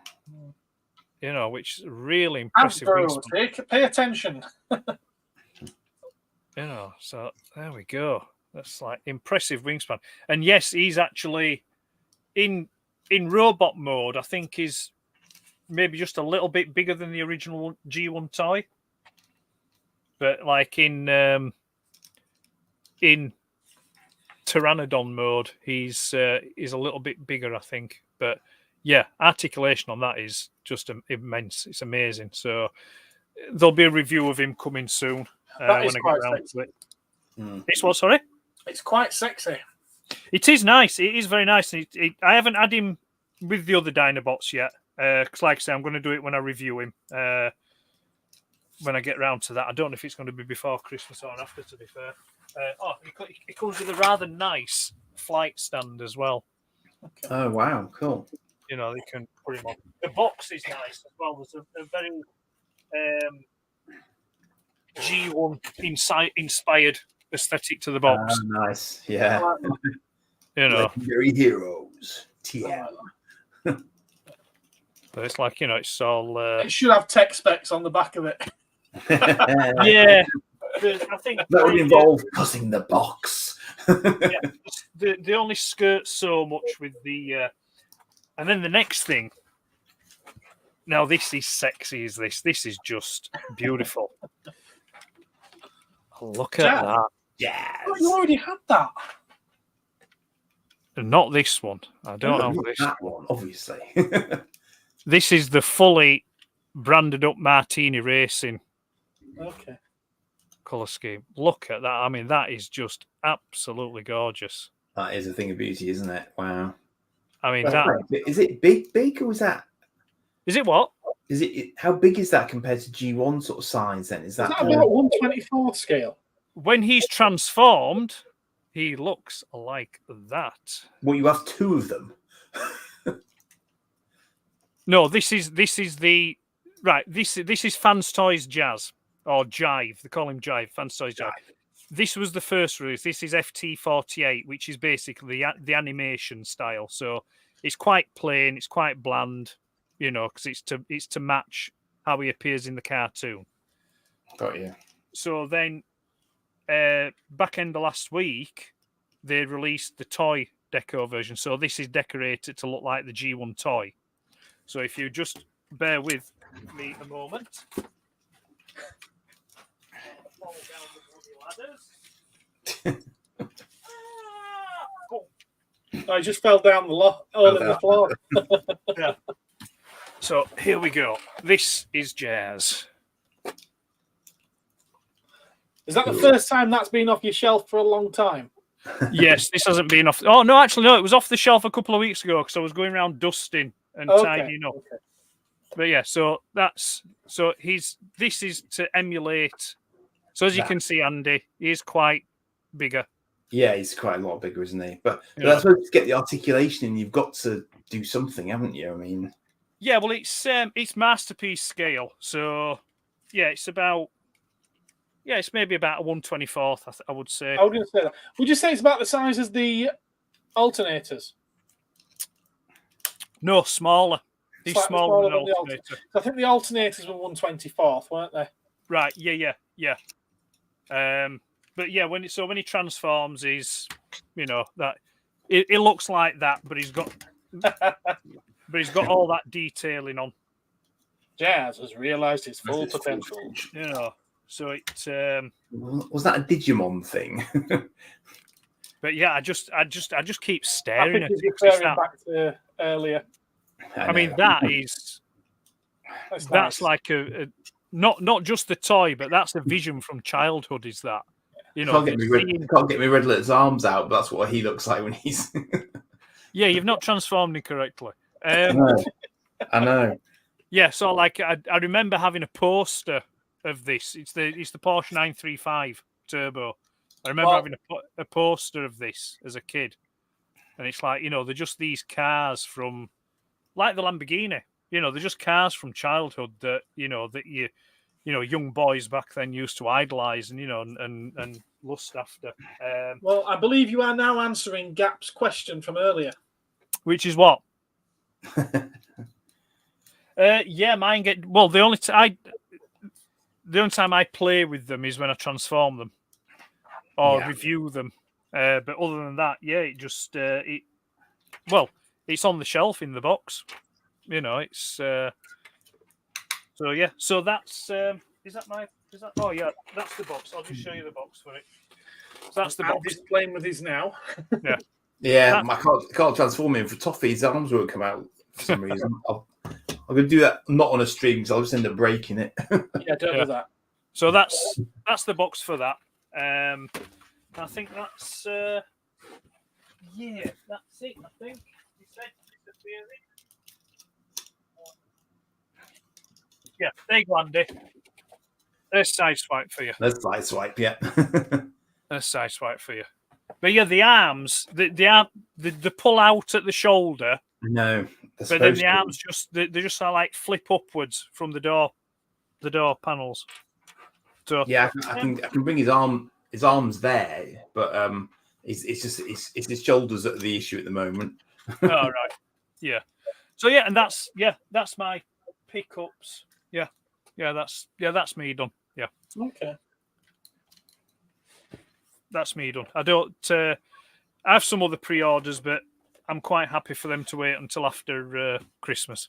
Hmm. I'm in no rush for them. But they will come when they come. Yeah. Oh, actually, no. One is due, but I'll save that and I'll show that next in a Next time. fortnight's time. Okay. I've got one that's due as well, but we'll see if it actually pops up or not. Oh, really? Okay, fair enough. It's been due for ages, and I've suddenly got an invoice for it. It's like, I don't want to pay that now. All right, then. I suspect it's the one that you've got due. It might be the same one that I've got due. It is, Oh, isn't it? oh, okay. Quite possibly. Yeah, yeah, Big Guy X. yeah. We're trying to keep the Spoilers. air of mystery here, Gareth. Yeah, I've I'm been not- mentioning it for I'm not about 3 confirming or months denying now. anything. So, you know. You know, sometimes it's like working with Jeremy Clarkson, innit? It's just like, bleh. Anyway, have you got anything? I got a handful of Mighty Maxes, and Right. that's about it. Yeah. I did get one job lot, which turned out to be useless, to be honest with you. I was looking at in fact, they came. I was going to show them last time, and they were all out here on the counter in front of me, and I was trying to fix them all up and put the right pieces with the right sets, and I realised while we was actually streaming that none of them were complete. they were all mission mashed. I got them from a charity shop on eBay. I paid too much, but I have got. Let's put me on big screen. I haven't been on big screen yet. Oh, I wanted to be big, and now I'm big. I've got one of the smaller ones. It's the Android one. Yeah. I do love these things, and I do play with them from time to time. That bit there's your bigger monster. And you've got a little robot. He's quite cool. Yeah. And obviously you have to have your little Max. This is the first one I've got with a blue hat. That's your little play set, some kind of computer type room, robot place. I don't know. What would you call it? What would you call it? Console. There's a dinosaur type one. I like this one. So open the jaws, and you've actually got like a Stegosaurus looking. It's not a Stegosaurus, but it's something like a Stegosaurus in very fantasy colours.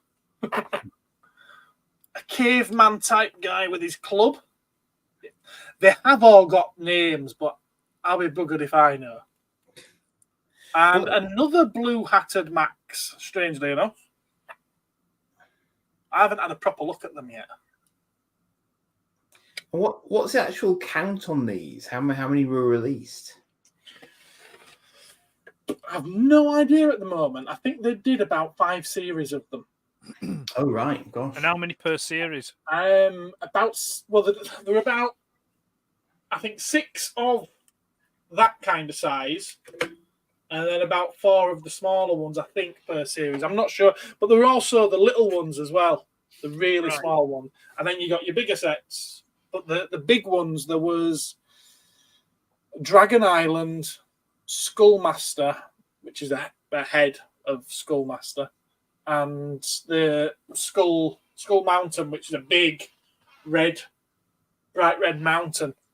I'm not too fussed over those. They're too big. They take away the whole point of being able to pop it in your pocket. I do like the skull one because it's a nice sculpt, and I might have that sort of like as a central piece to the rest of the. Oh no, there was another one as well. There was one in the shape of a spaceship, a black spaceship with purple wings. That were another big one. And I've got this chap, which is some kind of sea monster. I like this one. This one's got some charm. I like this one. Sticking its tongue out. But the tongue is like a water snake, like an anaconda-looking thing. I'm seeing a pattern developing here. Yes. Yeah. And I've no idea what kind of monster that's supposed to be. But you've got your generic Max inside there. With his normal red hat on. The good thing is, if you know what you're looking for, you can immediately tell if it's missing that inside monster, can't you? Because it sticks out from the inside. So, yeah. One thing that seems to be quite common as a theme amongst them all is that there's... Put it back together the right way around, it'll help, won't it? There's always a bit of one of the creatures inside that sticks outside. Yes. Yeah, that's what I was getting at. Yeah. Yeah, So. on that one, obviously, there's two. You've got your crab-like bone monster sticking out there, as well as the tongue. On that, you've got the crest of the dinosaur's back coming out as the front of the nose. On the Android one, I have to take those bits down quickly. That sticks out of the middle of the head. And it becomes part of the design of the actual outside. Yeah, it's cleverly done. It's cleverly blended. It is. Yeah.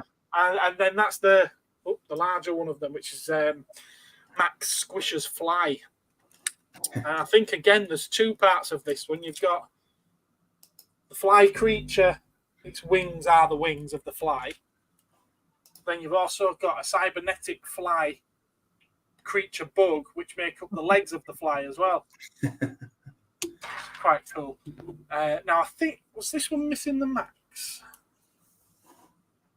Yeah, pretty sure. Yeah, this one was missing the Max, but I do have a load of spare Maxes from that job lot that I got, that I mentioned earlier, so I can complete it. And that's your little, out of the way, microphone. That's your little alien bug creature in this one. Cool. Essentially just a blob with big green eyes. I love them. I do. I think they just speak to the inner child. Well, there's been a lot of care put into that as well as from a design point of view, because they didn't have to go to that much effort. Let's face it. But someone gave a damn when they produced those. Yeah, just put these back. They are made by Bluebird, who did Mantaforce. Mantaforce. You know what I'm like for Mantaforce. I know. I do like me some Mantaforce. So do they actually scale with Mantaforce then? You know, not really put them together, but looking at the size of Max and knowing that he's a school kid, then a full-grown man beside him would be about the size of Mantaforce. So yeah. Yeah, I suppose that is as tall as a Mantaforce figure. And there's your Max. So yeah, I would say so. Okay, so they are scaled to each other as well then. Yeah, I mean, obviously these were actually more the boys' version of Polly Pockets. Yeah. They are cool trinkets. Yeah, that's all they are. That's all they are. And I know that they're not modern at all, but they're a bit modern for what you guys probably would appreciate. I get that. I know that. But they speak to me from playing with Mantaforce. They really do. I would have played with these with my Mantaforce had I had them as a kid. What year did they come out, Mighty Max? Mighty Max, it was 92, I think. 91, 92. Yeah. Where's the first? That's 92. Right. I was playing with other things in 1992. I bet you were. They weren't toys. Well, I was 9 years old then. Were you? 9 years old, yeah. But I can't remember these from when I was around that age. I can remember them from a little bit later, maybe, from when I would no longer have been playing with toys. But I can't remember them from then. It's really, really strange. I remember seeing Polly Pockets because there were someone I worked with. Their kids had the Polly Pocket stuff. Right. You know, I remember seeing those, but I'll be honest with you, I have no memory or recollection of ever seeing Mighty Maxes. You know, so Polly Pockets did come first, right? Although they also lasted a lot longer. Right. Mighty Max, I think it was 3 or 4 years, whereas Polly Pocket, they They lasted sort of like from late 80s till late 90s.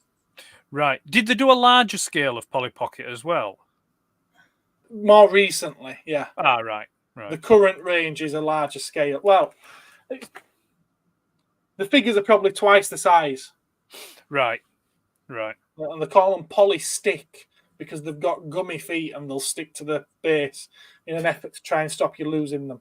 All right. Okay.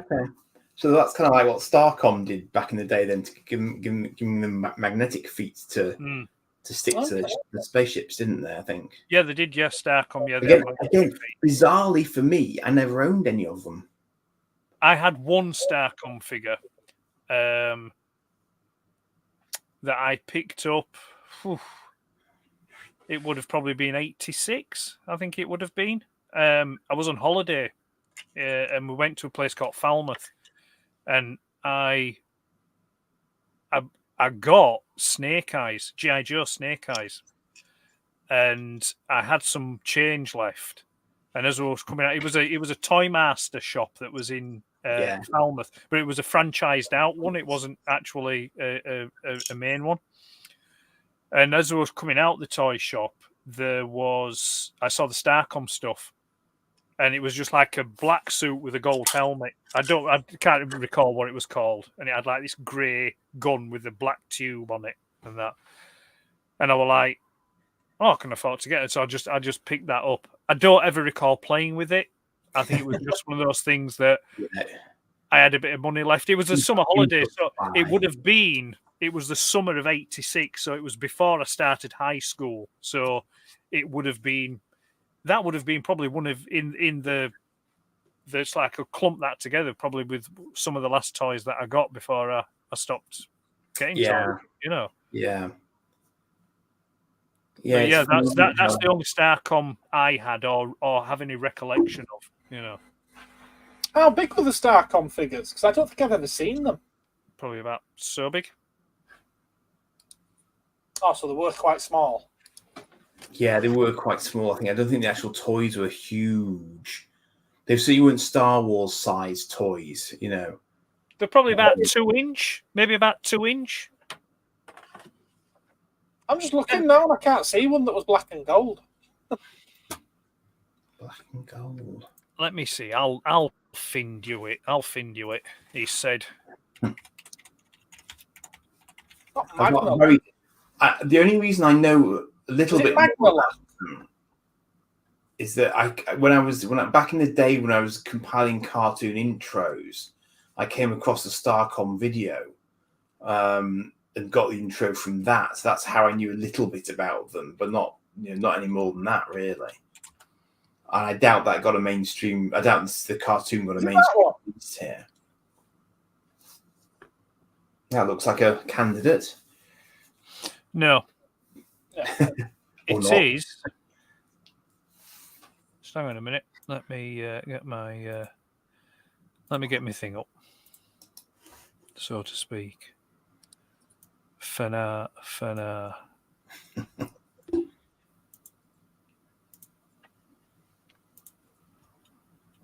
There we go. It's that one.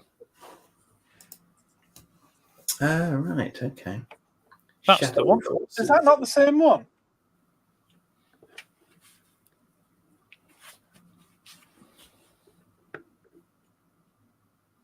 Is that not the same one that I just had up in the packet? I don't know. Get yours back up again. Oh, I can't now. It's gone. Is it? So what?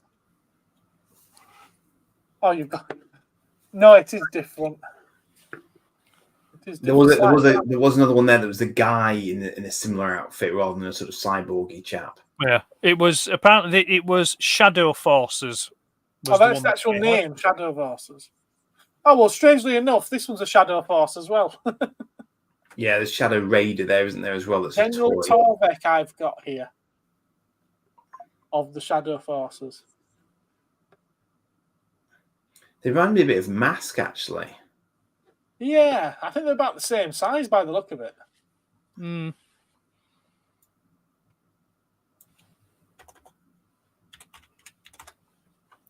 Let's see if there's some. Let's have a look. Yeah, I was right. 2-inch. They were 2-inch, 5 centimeters in height. Okay. So yeah, they were only equal. And mask figures were 2-inch as well. I wonder if it's the same production company then. I don't know, but No, it was Kenner, wasn't it, for Mask? the thing with mask toys, Who's Starcom by? the thing with mask toys that amazes me now is how thin, flimsy, and cheap they look and feel now compared to how they were viewed as a kid. Mm. Yeah. They were by Coleco. Lobot got there just before me. Coleco. Oh, the makers of the ColecoVision. Sorry, I had a bit of a respectful Horace glitch there. Tell you, it's on the back of his head. On the back of his head, I know. You were going to say that.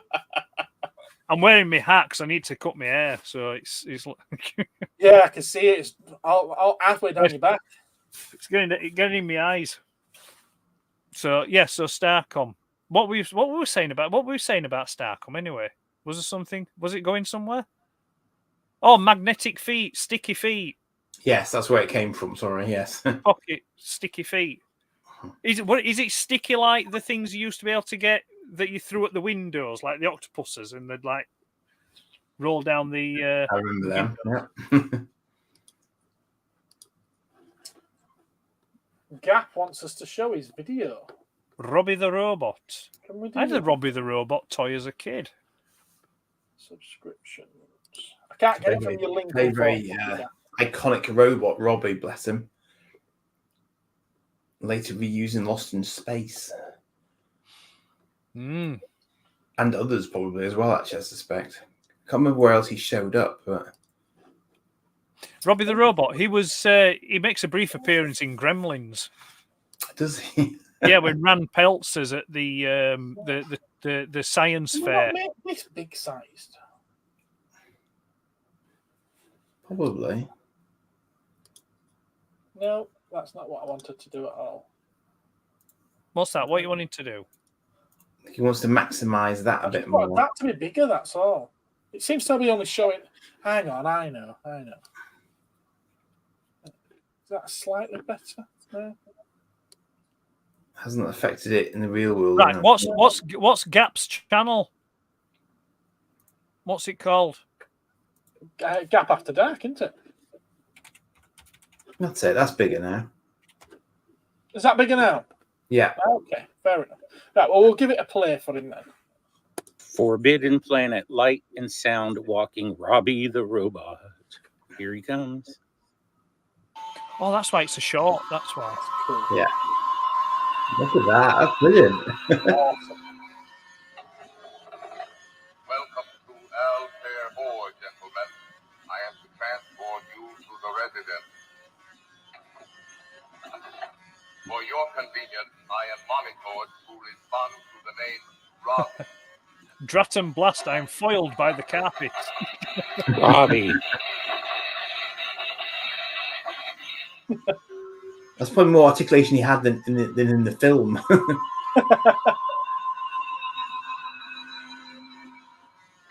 That's pretty cool. Isn't it? This is the back of the robot. Yeah, the special effects designers spent all the money on the front of the robot. Yeah. Forbidden Planet, light and sound walking Robbie the Robot. Oh, we're starting again. Very good. No, that's brilliant. Is that? I'm going to call you Robbie then. That's brilliant. Is that Gap? Brain fart. No, that's very impressive. I like the lights. The actual voice, the voice samples are really good as well. That is film accurate. He does walk on hard surfaces. Yeah, that's what I'm saying. I think First ever moonwalk shuffle. Every day he's shuffling. I think the carpet hindered him somewhat Ever so slightly. Here we go. So, Robbie the Robot, where are we now? Let's have a look. This is for Andy. There he is, appearing in Gremlins. Gremlins, bless him. I love the little switchy things in his head, you know, that like Off a typewriter. Actually, he did get a bit of a comeback in the modern Lost in Space film, didn't he? Because they did do a sort of, there was like a throwback version of him or something that came in later in the film. it was with the disc head. The Yeah. disc head. No, Yeah. go away. No, shh. So Quiet. it was more like Lost in Space, wasn't it? Yeah. Yeah. Yeah, I'm probably thinking the wrong one. I bet he Yeah. showed up as like an evil robot in Lost in Space, something. Maybe that's what I'm thinking of. Yeah, so originally in the movie, he starts off as kind of like a sleek looking kind of like rounded thing with things, Yeah. and then he gets Come on. damaged, and then Will builds him back with the more traditional like domed head Yeah. appearance, like That's taking- right. I'm thinking of the wrong one. Yeah. Yeah. you know, from the original '60s show. Yeah. Danger, Will, and I had a toy version of that as well as a kid. That would back me up. pretty I good as crossed well. the streamers on that one a bit. Sorry. No, it happens. It's like memories all mingle into one and get mashed about. That's nice. Is that's Robbie the Robot? Might have made me desire one. You know, we do accept donations.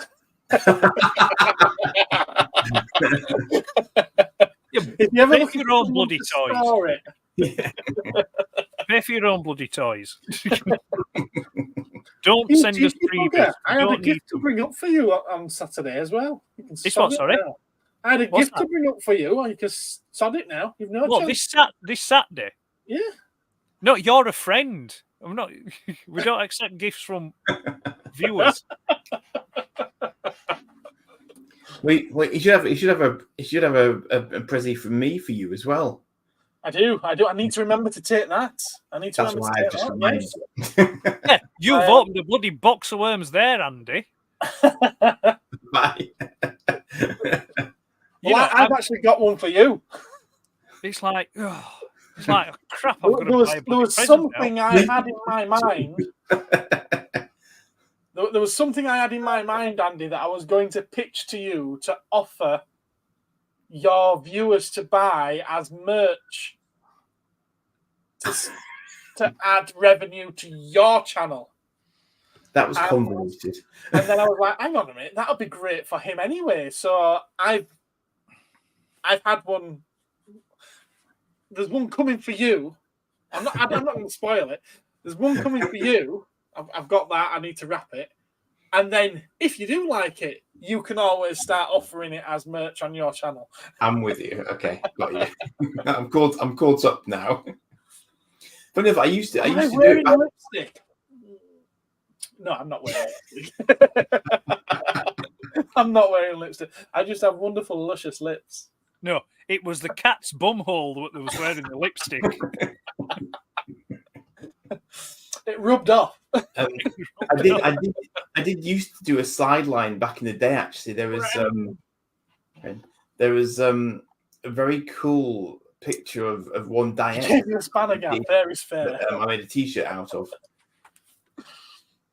What did you say? I had a friend get me that because it was a Walmart exclusive. Oh, was it now? Oh, right. Oh, well, never mind. I did have in the... Or as we pronounce it here, Asda. Yeah, I had in the...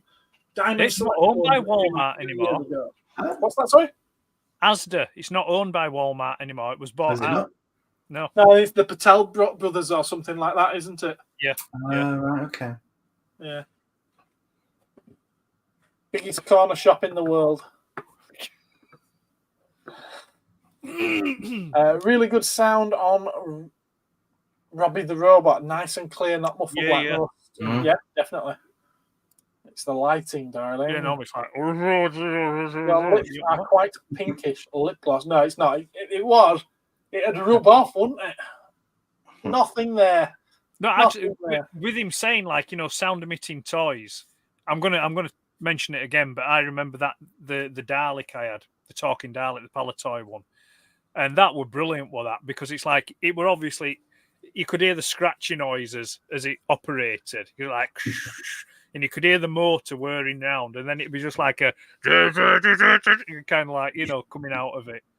It wasn't. It was the same with the talking R2D2 that I had as well, the Palatoy one. That were the same. Help me, Obi-Wan Kenobi, you're my only hope. Oh. Here he comes. Have you got batteries in it? No. No. Never tested it. It'd be two double A's, I think it takes.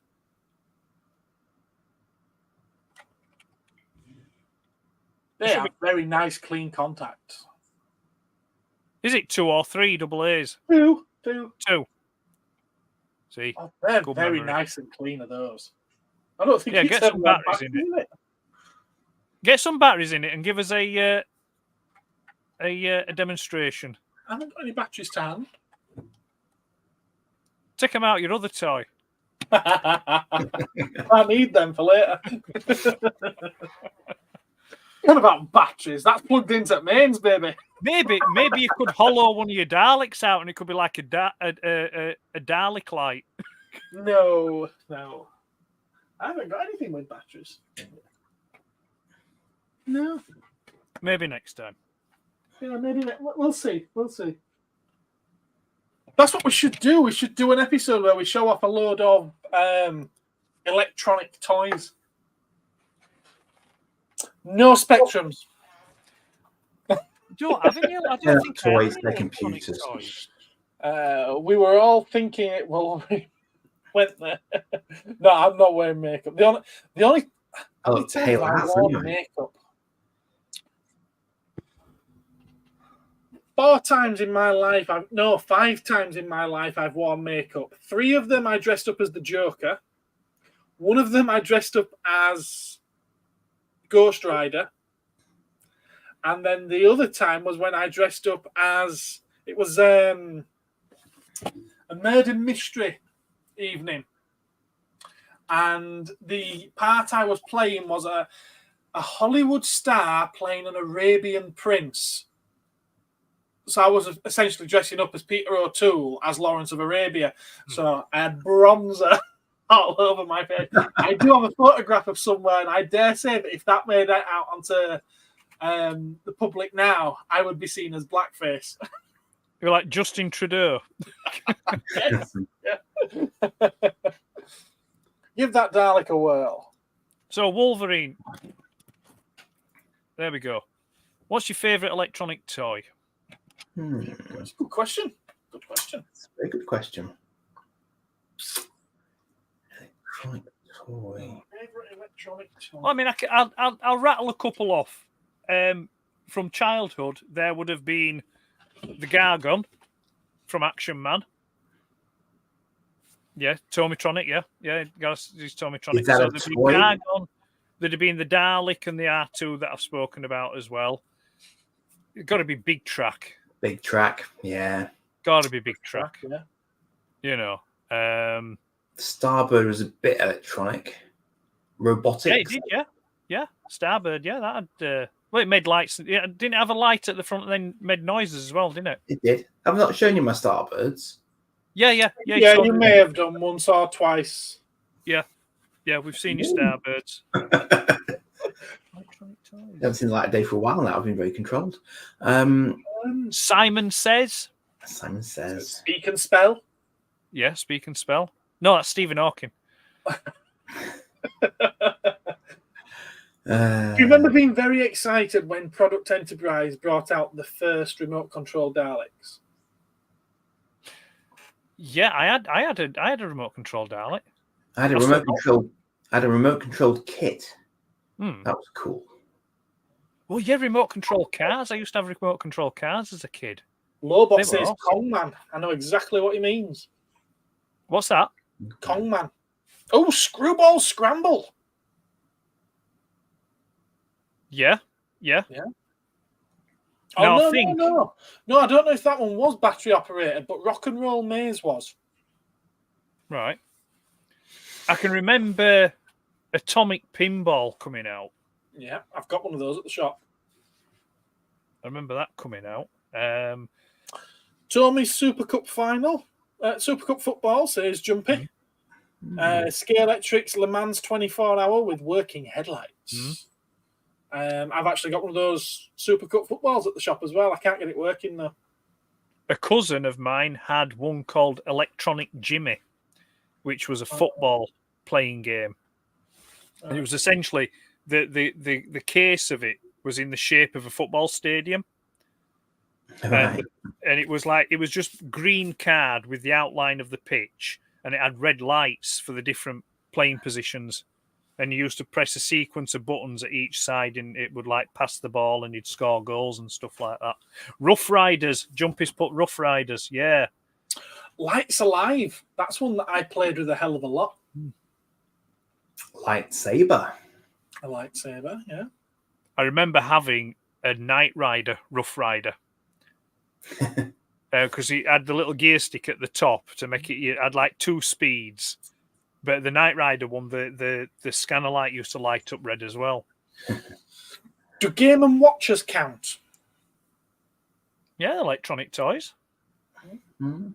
So, like, what are you thinking? Super Mario Brothers and things like that. Not Yeah, Super the Mario Brothers. Donkey Kong and Yeah. things like that. Donkey Kong, yeah.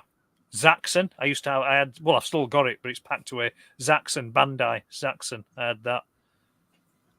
Oh, yeah, Zoids are in there. Yeah. There were battery powered Zoids. Yeah, absolutely. Yeah, Zoidzilla and Red Horn.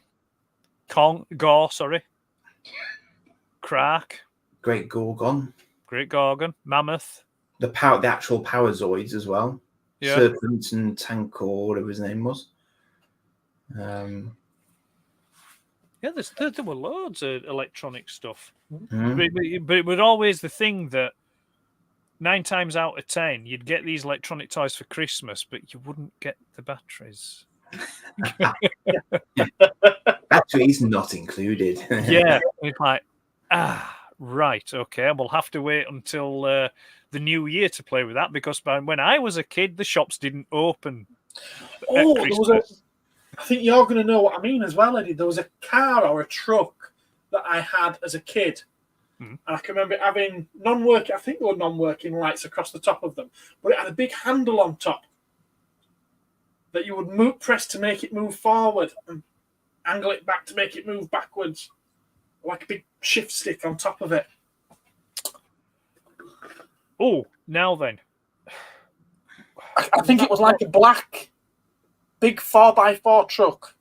Right, it could either be part of what were called the Bigfoot. Like there was Bigfoot, that was it. But there was other trucks in that range. But then there was also something called, I think they were called Monster Machines, and they were made by Galoob. And it could be maybe a monster machine. I'm thinking of Bigfoot. Right. I don't know why I'm thinking the handle was bigger than what it was, but then again, I was a lot smaller at the time. Yeah, Bigfoot, yeah. There's always that. Yes. Yeah. That's it, Jumpy. There we go. I had Zaxxon, CBS, ColecoVision, better than Spectrum. Yeah, it's possible. But interestingly, Jumpy, the ColecoVision used the same processor as the Spectrum, the Z80. So the internal hardware was the same. Anyway, let's turn my head back around the other way. Other electronic toys. Just to go full circle a little bit, apparently some news broke just as we were going live-ish. Russell T Davies teases controversial events in Doctor Who The Giggle that will rock the world. There will be controversial events in The Giggle. I unroll a whole new Doctor Who mythology for you based around the events taking place. It will rock the world. It's a whole new way of looking at the history of Doctor Who, and I can't wait to see the reaction, because the reactions have been so good so far, haven't they? It's all a game. I wonder if this has something to do with the rumor that the Doctor was going to buy Regenerate. Yeah, he regenerates into 2 bodies. Yeah, so you still have Tennant's Doctor, but you also have Shooty's Doctor. Well, Yeah. there's been a lot of talk that there's a scene of William Hartnell's Doctor, CGI, not David Bradley. All right. CGI William Hartnell Doctor. So I wonder if he's going to regenerate into William Hartnell. So will it then be called Doctor 2? Well, no, actually, it's going to be more Doctor You.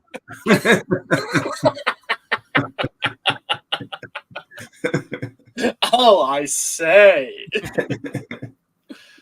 Right, okay. Sorry to bring us back full circle to where we started. No, it's fine. but- No, because I mean, like I said, that rumor, I think it's a couple of months back. I think that rumor came out about the bi regeneration, you know, and like him splitting into 2, which, if that does happen, that kind of makes me feel a bit like we've still got Tennant's 14th Doctor on hand to get us out of the shit if we need to.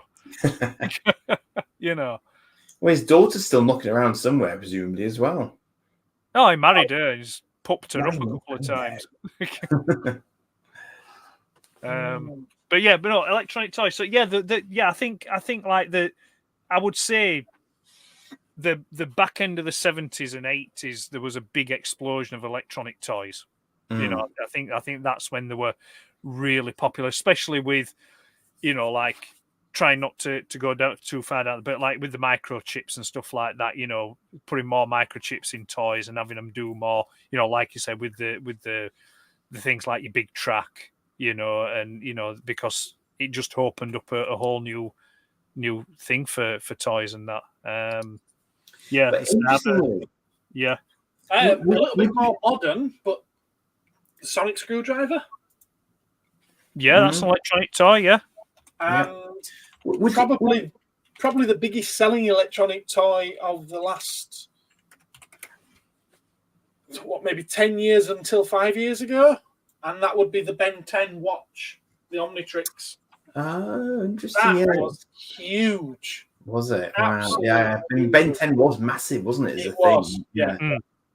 Oh, If there's anything that's going to be a kid's toy that's been out in recent years that's going to be huge in the future, it's Ben 10. I'm sure of it.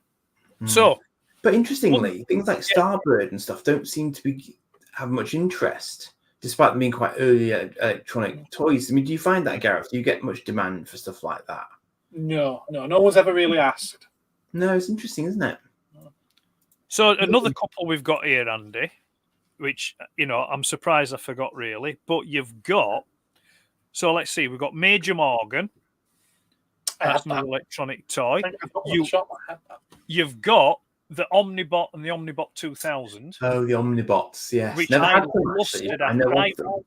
I really wanted an Omnibot 2000 as a kid, but they were just too expensive. Yeah. And then something you have, the Megatron. Oh, yes, of course. It is powered. Yeah. That was Yeah. Omega Supreme. Yeah. Omega Supreme. There was also as well, it was a repurpose of another toy.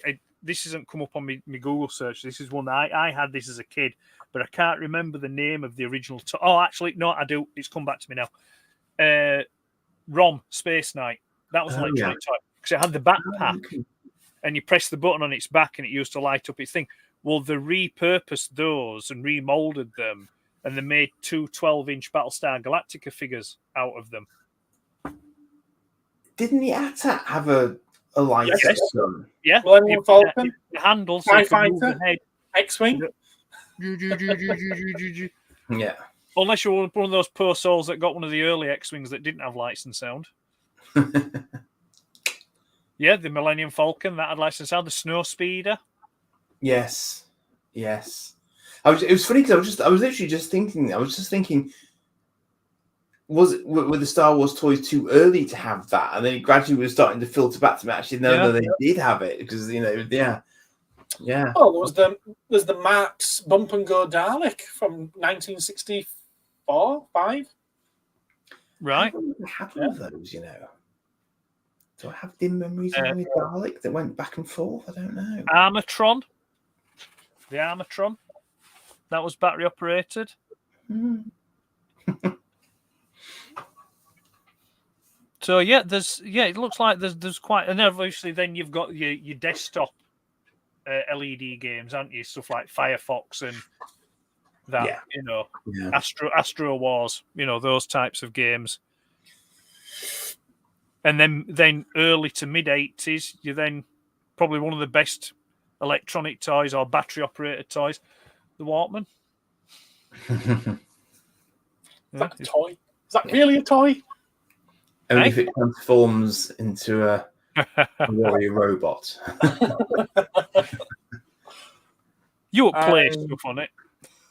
Have we met anyone famous from Doctor Who?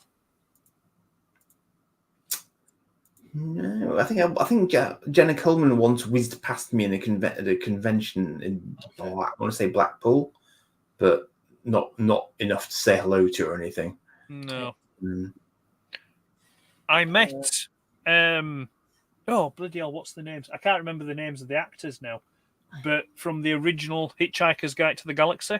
Oh, okay. Cool. The actors that played Ford Prefect and Arthur Dent. I was only a kid. It was yes. Don't panic.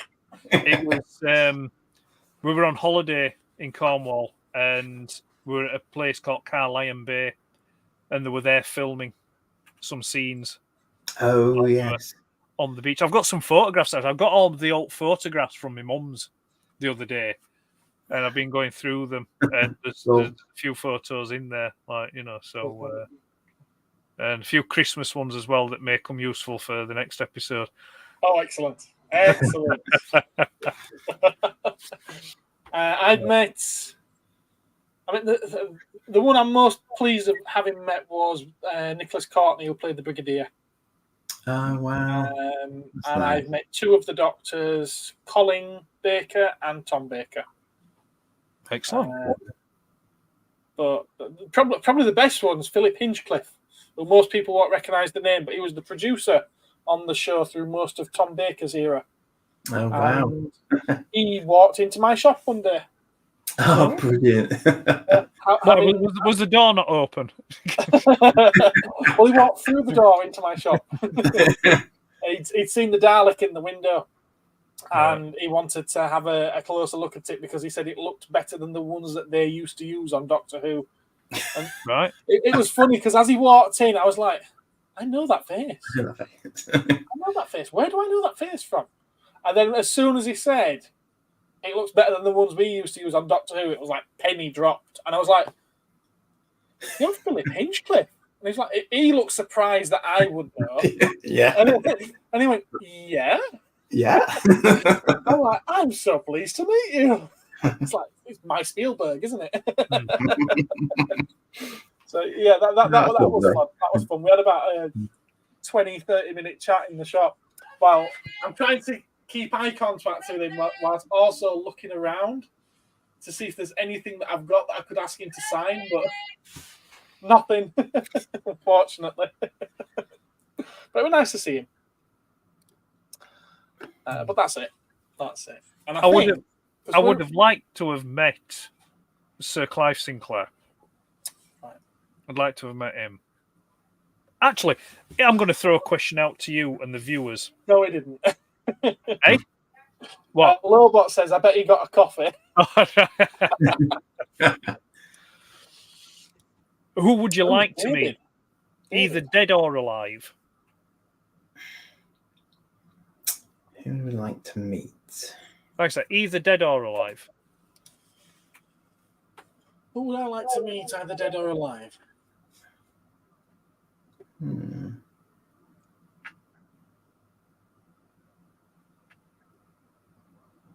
It's a good question. I don't know.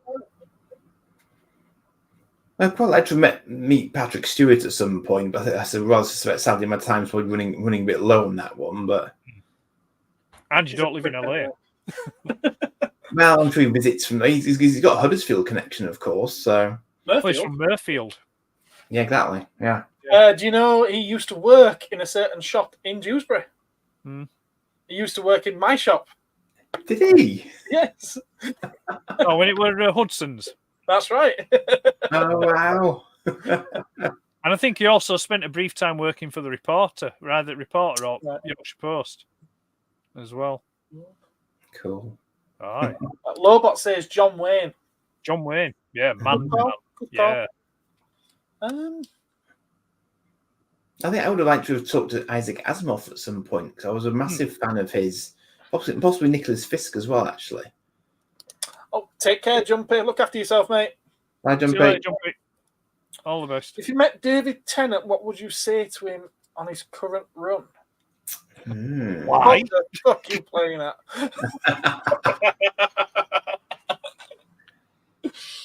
What's the point, mate? The thing is, though, I would suspect that he's on board with it because definitely. it's like I Definitely. think the majority, not all, but I think the majority of these acting types, I think it plays in there of that ilk that it's like kind of like their politics or their political social view of the world. Yeah. Because it's always these actors and lovey types that are trying to spearhead all these bloody tree hugging causes and stuff like that, you know. So maybe he'd just be down with it. Well, yeah, Yeah. they've always liked to tell us how to live, don't they? Because they're looking down from their ivory towers and they've got a different view on the world. Yeah. But then again, if I were getting paid what he were getting paid, I'd be like, yeah. Yeah. Screw my principles, give me the money. Who would I have liked to meet? I don't know. Delgado? I don't know. I was trying to think of someone not related to what I'm interested in, to be honest with you. I was All trying right, to think okay. of someone, you know, someone who you could ask a certain question of, and the answer might change your outlook on life, or it might have some impact on you. If we're talking about just people that like that from a TV show, yeah, definitely Roger Delgado, John Pertwee, Patrick Troughton. I would be interested to meet William Hartnell and just say, this is what's become of what you've created. What do you think of it? Yeah. It's It's unusual because obviously nowadays you might live long enough to see a bit of that because Patrick Stewart probably has. Yeah. It's come full circle for him effectively. I mean, we know what William Shatner thinks of where Star Trek's at. He doesn't like it, does he? He's not happy with where it's at the moment. Well, Kirk will Kirk. Yeah. No, interesting. I don't know. Like I say, I suppose it would depend on what you'd want to get out of the conversation and why you'd be doing it. You know, it's there's a lot of people in history, you know, with entertainment or stuff like that you could you could sit and have a. I tell you something. That's one episode of Doctor Who I do love. What's that? That's an episode of Doctor Who I do love, and it gets me every single time. The Vincent Van Gogh one with Matt Smith. Yes. Yeah. Yeah, that is a good episode. Yeah, because I am a fan of Van Gogh, and I've read a lot about him, and he did have a tortured life, and he wasn't appreciated whatsoever during his lifetime. None of his work was liked by anyone. He was lucky if he could get a bottle of wine for one of his paintings.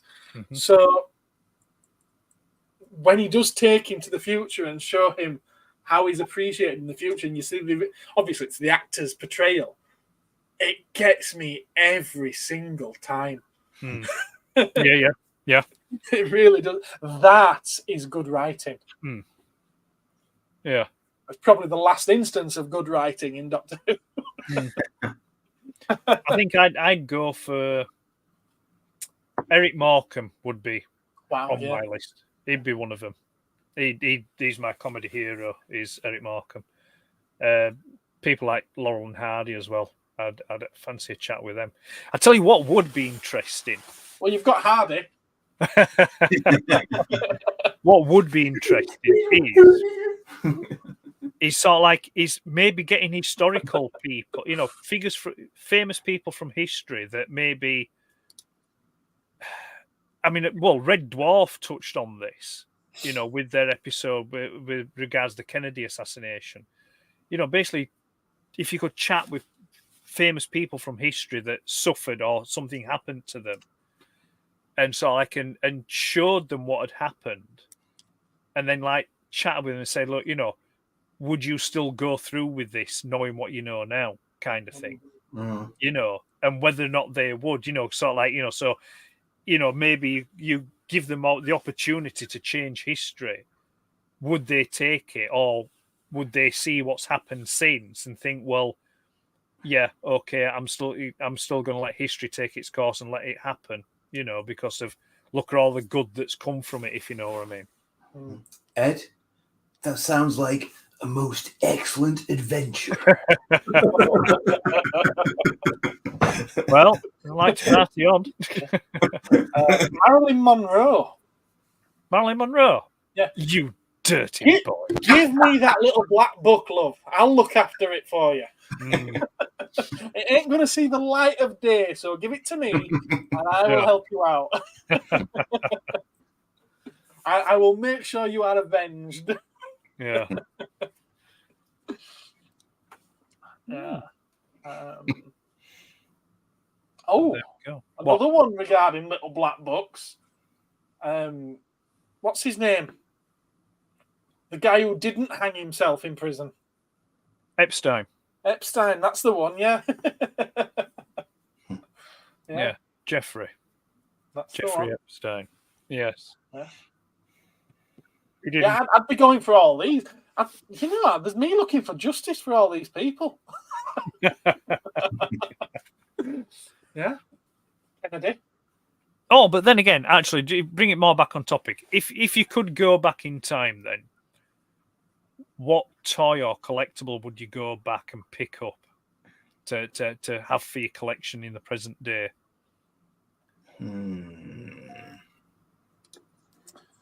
Well, I'd do what Nicholas Lyndhurst did. And just keep bringing them back and selling them. Good night, sweetheart. Yeah.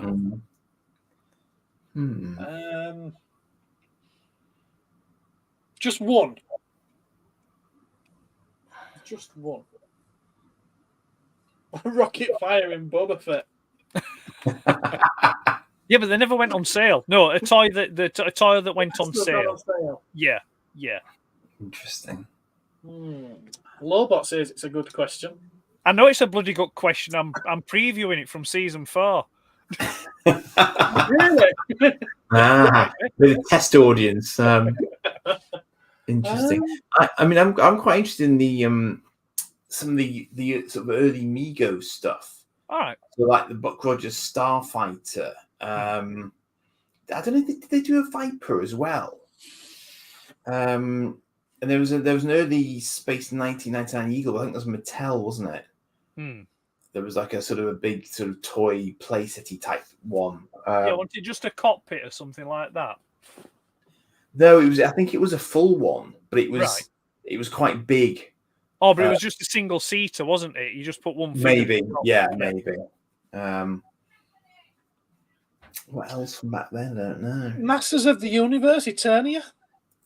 The Eternia playset. Yes, that's an unusual one, isn't it? It's an expensive one. So a minting boxed one. Wow.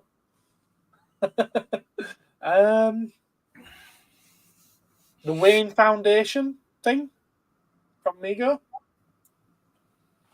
Maybe. So are these? I'm good. So these seem to be what? Are these like late 60s, early 70s, mid 70s kind of toys? Then you're talking about? The obviously the Masters of the Universe Eternia is 80s. No, yeah, but the Mego stuff. The Mego stuff would be 60s Late and 70s. Yeah. We have to be late 70s for the like Buck Rogers stuff because it didn't exist until kind of 78. Yeah. I think. Rum would go back and bring back an original Mr. Blobby. He's got enough Mr. Blobbies. Enough. I'd pick up the Ulysses Ooh, 31 ship. good Yeah, shouts. any of the Battle of the Planets, really. Yeah, Well, yeah. Or all the Ooh, Jason the ooh, Wheeled I Warriors. was stuff. just going to say that, Jason and the Wheeled Warriors. Yeah. Yeah. I think you're probably, but I mean, it's interesting because we seem to be going on things maybe value on and its scarcity. monetary and scarcity value yeah. rather than something that Well, might be more The meaningful. Jason and the Wheeled Warriors, for me, that's more a case of they break so easily and don't turn up at all. It would be nice to bring some of them back in immaculate condition to preserve them. Yeah. Because where else are you going to get something like that that's not broken or damaged? Yeah. If you can find it at all. So that's where my mind went to on that one. Yeah. Yeah. I think one of the things Eternia definitely is for the money. Yeah. I think one of the things I'd go back for, I think, would be, and it's something and nothing really. As a young kid, I had this like transparent plastic clockwork helicopter. Right, yeah. Okay. And I'd go back and I'd get something like that. Or even I had some black hole figures, 3 3/4 inch. Like the star robots were they called? Yeah. And, Vincent, and they also had some of the. I didn't have Bob. I just had Vincent. Maximilian. Yeah, the Moffat from Battlestar Galactica, and I had a Centurion. Daggett. Yeah, things like that. Just to, have them. Kind of thing, because they're lost. For me, they're lost to time now. I mean, I knew you could probably pick them up, but it's things like that. Some missile firing Battlestar Galactica ships. Yeah. Ooh. Well, they will be out there. They will be out there. They'll be out there, but with the missiles, they're very rare, obviously. Yeah. They They usually for a very long time, did they? no. The missiles are probably lodged in the throats of some dead kids. It's like, oh, excuse me, Mrs. Just before you bury your kid, can I just have that missile, please? Can I just reach my hand down his throat? Anyone know the Heimlich maneuver? What's that? Yeah, I mean, I had some of those Battlestar Galactica toys, but like I said, the missiles were fixed in. You just press the button, they just sort of like inched out a little bit. Oh, very good. Wow. Do you have the missiles for it, though? Or did they get stuck in some kid's throat? No, the like I said, this is where he comes back and says, "Do you mind? That was my brother." Yeah. Oh dear. Oh, sorry. No, I think it was in America that wasn't it? It was in America that. Remember Double Dragon, the cartoon? I don't remember Double I've Dragon. heard of it. I know of it. I think. I know of it as a game. I don't know if it's. I only know it as a game. I don't. It's remember not the Jackie Chan one, is it? Is it the Jackie Chan one? No, it's the one with the nunchucks and sort of walking around a 2D thing in a sort of stilted fashion where you can flip yourself through 180 degrees instantly. Yes, that's sort of. No, it's certainly not the Jackie Chan one that I'm thinking of. Gap. He has the Cylon missile shooting radar. That sounds very cool. No, I don't remember it. Gary Chalk's in it though. Yeah, I had the Cylon radar. I didn't have the Viper. It was the Stellar Probe thing that I had. So it's like so it's like it looked like a Viper, but it just had like straight wings out rather than the angled ones. And then I think it called the Scarab. I had the Scarab, which was like on wheels, and it had like a thing that pivoted up, and that. Stellar. I'm gonna have to look at that Stellar Probe, but that's bringing back some sort of memory for me. But Yeah, is that not the one that I've got at the shop, the Stellar Probe? I don't know, Gareth. I don't know. can we find a picture? I'd have to pop in and have a look. Yeah. A bit busy though. Run up to Christmas. Maybe New Year. Of course, I get it. Images. Because I've got an Alpha Probe, but I know that's not the same. Not the same Right, thing. no, it's not the one it's it. The Stellar Probe, it came like with front end Yeah, of what looks like yeah, a Viper, and then like an engine section, but then like a long tube, Yeah. and then two Oh. like firing missile pod things. Yeah, that's it. That's the Yeah. one. I've got it, but without the tube, so that is just stuck into that. Right? Yeah. All right. And the It has that doesn't like have an satellite engine thing there. with it It as has well. another one of those stuck in the back of it instead. I've never seen that before.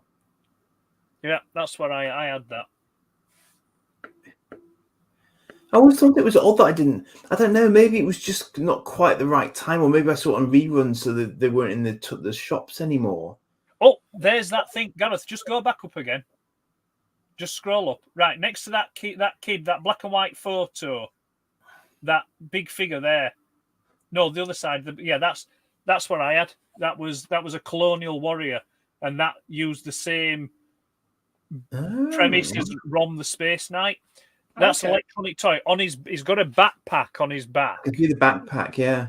And it had like a plunger button at the top. Yeah, you can see it on the side profile. And his gun would light up that he's holding. 68 though, that, wow. Yeah, I had that. It's just reminding me Remco Well, Spider-Man. That can't be 68. That's all I've got. Exactly. The moulding of the toy is 68. The basic figure that's been reused again for Battlestar Galactica. That makes more sense, yeah. Yeah. And Gap's also bragging that he has the Imperial leader, the Ovian commander Adama Starbuck, mint on card from 78. And now Gap, 12-inch Cylon and interesting. Colonial Warrior in the box. Gosh. Yeah, I had the Colonial Warrior. I didn't have the Cylon Centurion. But don't you find it interesting, Gap? They never made a figure of Apollo. It was just Adama and Starbuck. No love for Mr. Hatch, then? No. Although, to be fair, you could just buy another Starbuck and have that as Apollo because it didn't particularly look like Dirk Benedict. Also has the radio. Yeah, Stellar Probe. Yeah, you even had the little figures for it as well, the little pilots that went in the cockpit. Yes, they're some money now. Those little Manta Force figures. Yeah. Well, they're essentially they're about an inch tall. They're only small. Yeah. You're lucky if you get them loose with the loose vehicles with the pilots. They don't. Did I see the new Godzilla yet? No, because it's not out over here until the 15th. But I do have tickets to see it on the 15th, and I cannot wait. No spoilers. No spoilers. I know I've been avoiding them like mad. I think I'm going to take to the high seas to watch that. Yeah, it's going to be worth seeing it. But Kong's coming out with Godzilla as well, isn't he? But you're thinking that's no. The one that he's talking about here is the new Japanese one. Yes, I gathered. Yeah, but then the Godzilla Kong New Empire, I think it's called. Do we get that next year? I think it's next year. Yeah, I think it's 2024. The trailer for that looks very good as well. Yeah, my son wants to go and see that. It's interesting. What I took away from that trailer was it was interesting how energetic Godzilla is in it. Yeah, he seems very agile. Yes. Now, I saw somebody comment on social media about that. They're horrified to that fact. But somebody counter-commented by saying that scene looks to be taking place in like the underworldy kind of bit. Looks like so, it, yeah. So maybe the atmosphere affects them differently under there, and maybe that's what's making him more agile. Or maybe the level of gravity is different. Maybe the level of gravity is different. Yeah. But then again, I mean, what? Just because of Godzilla's size doesn't mean to say he has to be lumbering. No, he tends to be more lumbering, doesn't he? And I think he's been shown as being more lumbering, particularly in this Monsterverse. Have you not seen him flying horizontally in the original movies? Oh yeah, do a flying kick on them. That is horrible. But I mean, So no, I am liking Stay though. from I'm me now. loving this. There's so much outrage at the moment from. It's probably a certain area of the populace that tends to normally complain the same way I do about gay things in Doctor Who or trans things or anything like that. They're complaining about him being lit up pink. Oh, the feminizing Godzilla. It's like, Well, my son was having a serious conversation with me about the fact that he'd probably fueled up from an alternate power source, and that had affected him. yeah, well, that's what I'm thinking. It does show you him. I It do. does show you him sort of like breaking out of an iceberg for whatever reason, doesn't it? Or something. He's encapsulated in something. And he he fell breaks asleep out of and you it. were like, what? What's Yeah. got all this going on? I'm guessing he's just powered up. I'm just thinking he's well powered up beyond where he's normally being powered up. And He's that's been why he used can to. run so bloody fast as well. Yeah, I mean, to be fair, I didn't really see it as pink. I just thought it was like a neon colour. Yeah, yeah. Well, going back to, I think it was Godzilla 2000 Millennium, there was one there and he had purple spines in that. Right, And at the very, very tips, they were bright pink. right, So they have said as well, it is a homage to that. right. It's just funny to see that there are actually, and I've looked at some of the comments as well, there are actually people crying that he's pink and that they've turned him into an LGBT character. And it's like, I don't think that's what I they're tell you what, going for. yeah, I tell you what does look interesting is, if you notice, Godzilla's got this like metal gauntlet thing on Yes. as well. Yeah. No, Kong So- has. Kong Yeah, has. Kong, yeah, it's got this Kong like has, yeah. metal gauntlet thing. So I'm wondering if that's something that's been manufactured for him specifically to, because apparently in the new film, the antagonist is another right? Kong. It's an orangutan version. Oh, right, an orangutan version. Yeah, and it's bigger. Oh, bigger. right. Yeah, it's bigger. So I'm guessing that It's a team-up. early-ish in the film, you're going to get Kong versus King Louis, and King Louis is going to win and break Kong's arm or something. Yeah. So they have Yeah, to reinforce him. And I reckon that this big gauntlet thing has been created for him so that he can manage with a broken arm or a shattered. Because arm don't or we? something like So the little Diddy Kong we see, is that the Diddy Kong, or do you think it's the baby version of this giant orangutan thing? that. I think it's the baby version of the giant orangutan. Right, Right. Yeah. right. I don't think it's a Kong. I think it's whatever this King Louis is. Yeah. Prince Louis. Because in the in the trailer you see like a congregation of them, don't you? Like in a You valley do, area. Yeah, as though there's a society of Kongs. Yeah. and So they're is that? being Do we think ruled that's a? by- Yeah. Do we think that's a flashback, or do we think I that? think so. I think that's a flashback. I think that's probably going to be a portion where they're telling a story from what's gone off in the past. Because it does show you this big orangutan guy. One of the earliest images, it's sort of like the silhouette of him on a throne. And then in front of the throne, there's like hundreds of skulls of Kongs. Right. So Yeah. so what I we think, reckon it's we're that. thinking that we're thinking King Louis is responsible for killing all the Kongs. That's going to stick, isn't it? King Yeah. Louis. Yeah. So is that what we think then? King Louis is responsible for killing the Kong society. The Kongs off, yeah, in the Hollow Earth. Yeah, Right. I think so. And speculation, obviously. Yeah. Apparently, there are leaks. I'm not Right. going to go looking into them because I'd like to. Yeah. That's fair enough. Let's face it; these films don't have a lot of story. No. So swear- what little bit of it there is, I want to enjoy.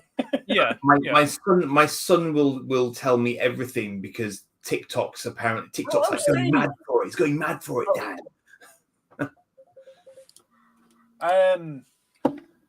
I have watched the first 4 episodes of this Apple Monarch series. Oh, it's gone. He's gone. It's gone.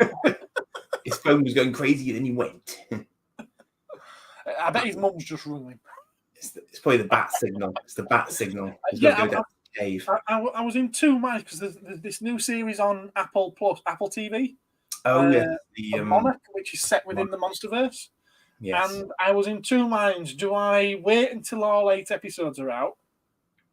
And then binge Or it. do I watch the first 4 and then wait for the next 4.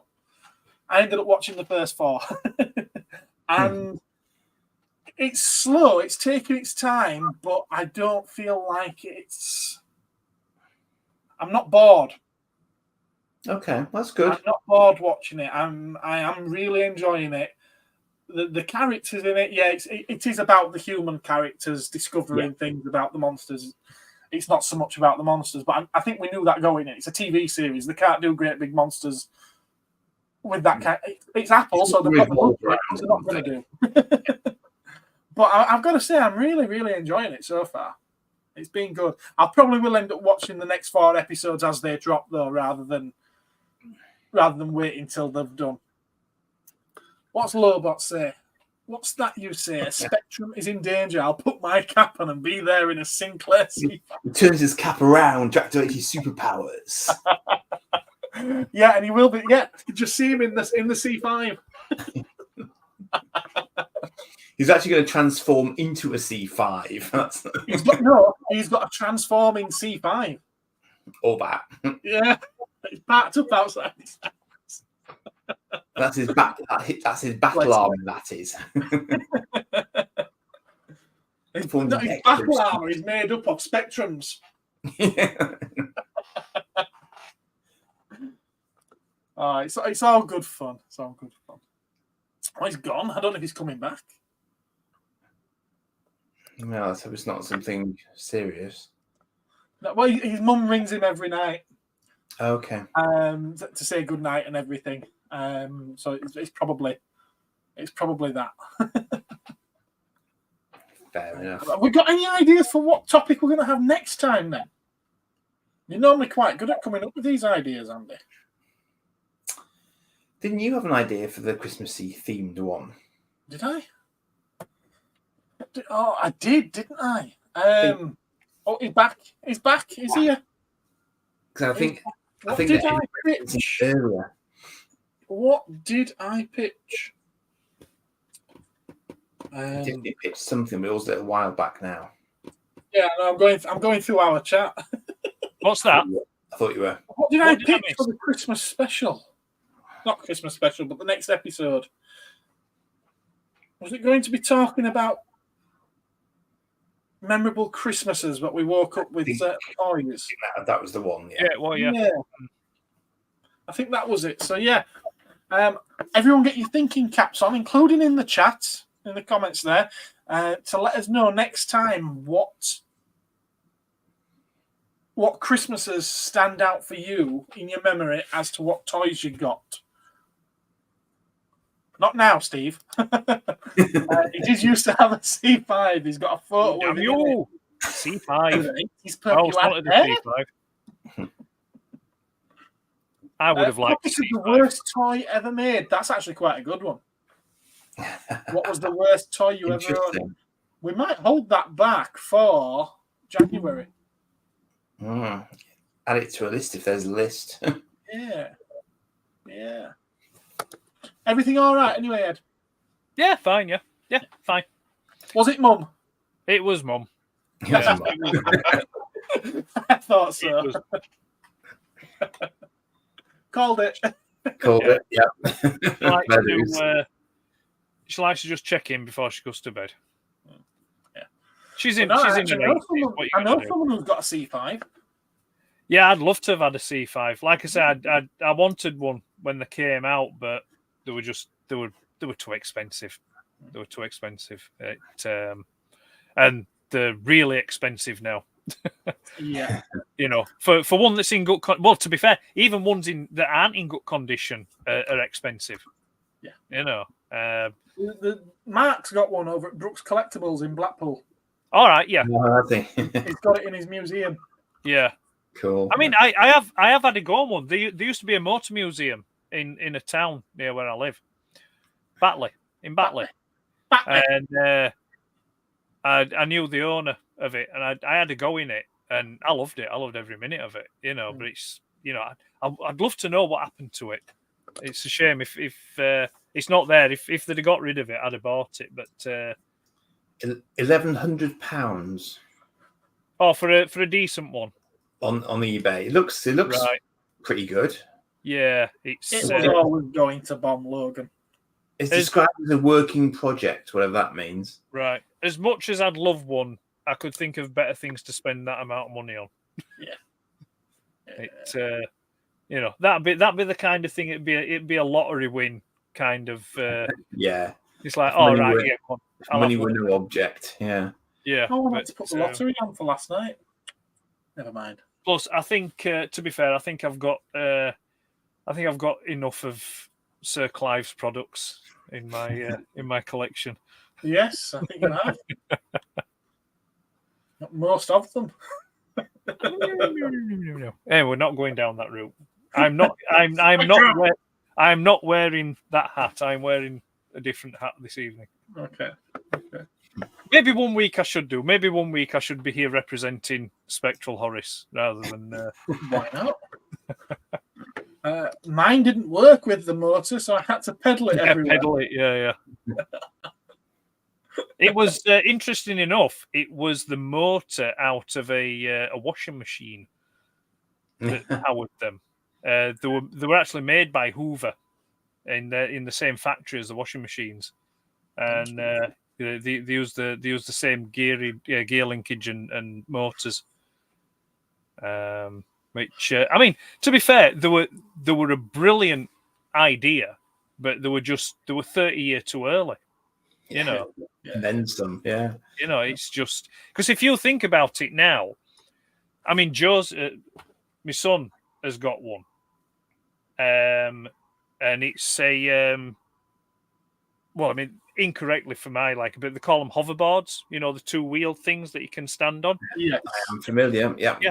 Well, you can get Mine's got frames one. for them. You can get a frame for them that effectively turns them into go-karts.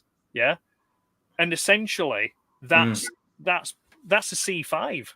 Yeah. You know, Oh, just any with all the bike, body shell. any bike that's got a battery attached to it Yeah. is a C5, isn't it? Effectively, I mean, you know. Sorry, do I have Spectrum pajamas and jumpers?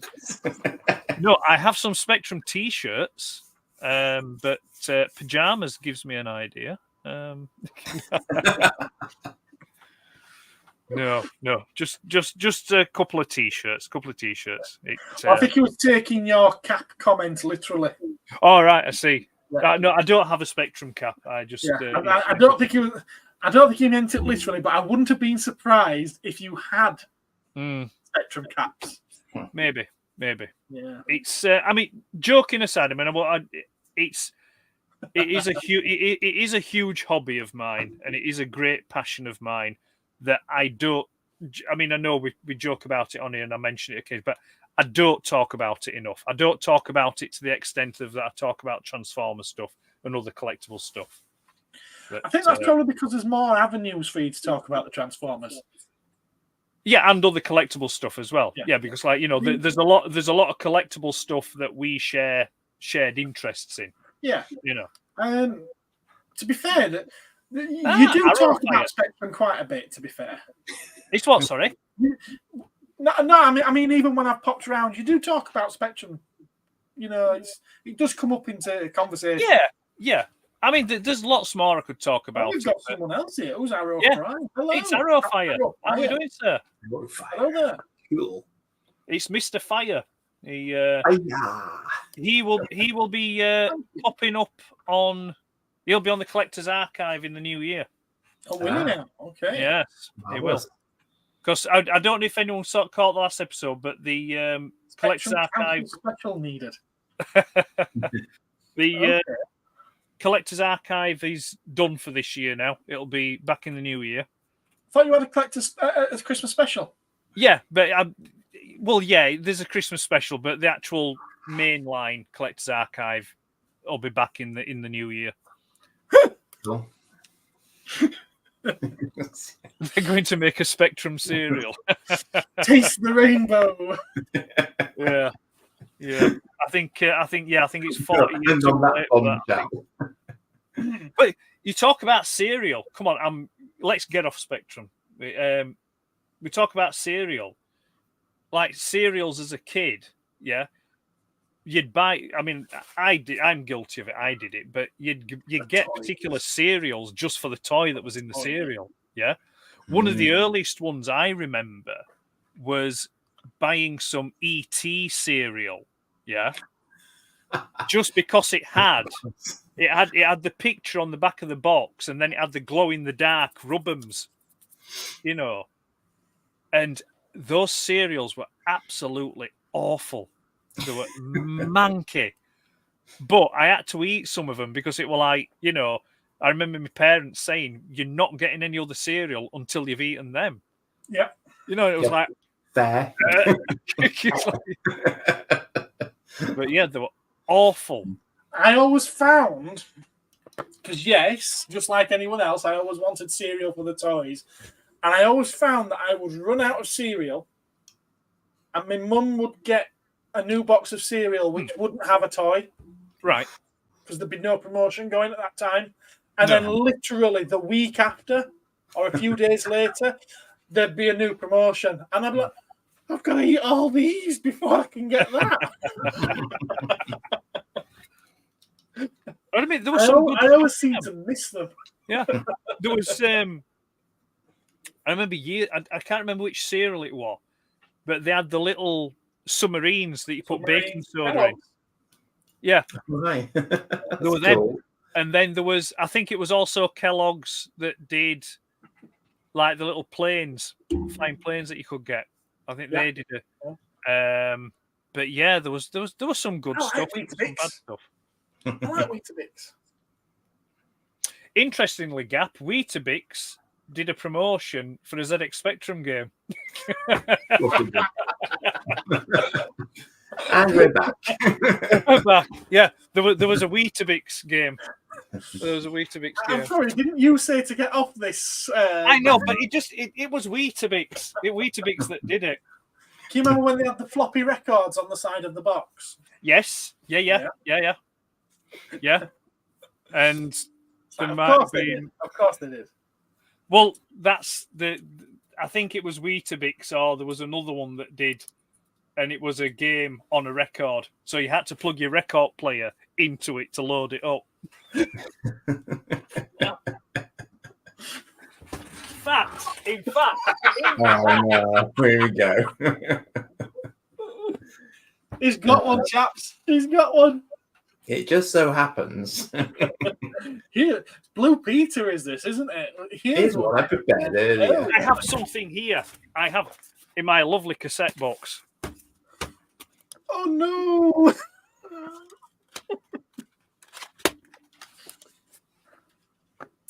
Shaking Stevens. We're listening to him the other night. It's a Shaking Stevens album, yeah? But it has on it the last track on side B is It never is. Shaky, the Spectrum game. No. Seriously. Yep, seriously, yeah. Wow. Yep. A Shaking Stevens Spectrum game. It's essentially Groundbreaking. it's a very poor Pac-Man clone. What? Yeah. Yeah. I've got some rate tapes in here, you know. I bet you have. Classic. All the I world. don't know how many copies of that I own. Buggles. So, yeah, some Somebody was smoking Weetabix when they put that track on the cassette. Ooh, Batman, I had that one. Yeah.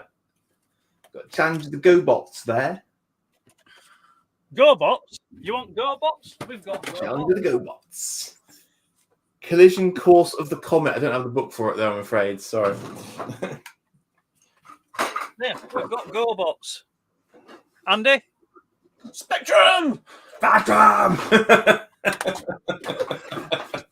GoBots. Mine was from a book. Hello, Yeezy, joining us from Twitch. I've got the A-Team. All right. I've also got the Gummy Bears. It was a Gummy pretty random Bears? lot. Bouncing here and there and everywhere. Big girls I blouse. am the beyond compare. We are the gummy bears. What? Herb Okay. Albert and the Tijuana Brass. Okay. Have you heard of a song called Spanish Flea? Next week, an evening with Ed and Spectre. No, come on, no, it ain't now.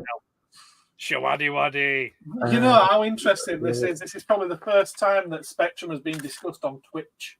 This is Oh dear. now before all these cassettes are mine from way back in the day, yeah. On brand subject, not covered by Spectrum. Not covered by a Spectrum game.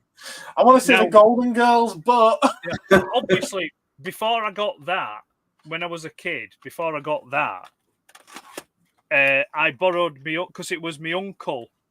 I first heard War of the Worlds, Jeff Wayne's War of the Worlds. It would have been when it came out, so it'd have been about 78, maybe 78, 79 when it first came out. And he had it on double record, and he played it for us when we were kids. And I was just like, I love that. It was the ooh-la part that got me, yeah? And so my dad borrowed it, and he copied it onto a cassette for me. Now, this is the cassette, which I'm surprised is still in one piece. It's an old BASF C120. Yeah. So it fit on one of those. But more interestingly, what I've still got is I've got the inner sleeve that I drew for it. Yeah. Oh. Whee! that's That's excellent. cool. That's wonderful. That is awesome. So that's that. And that was, I pinched that inner sleeve from.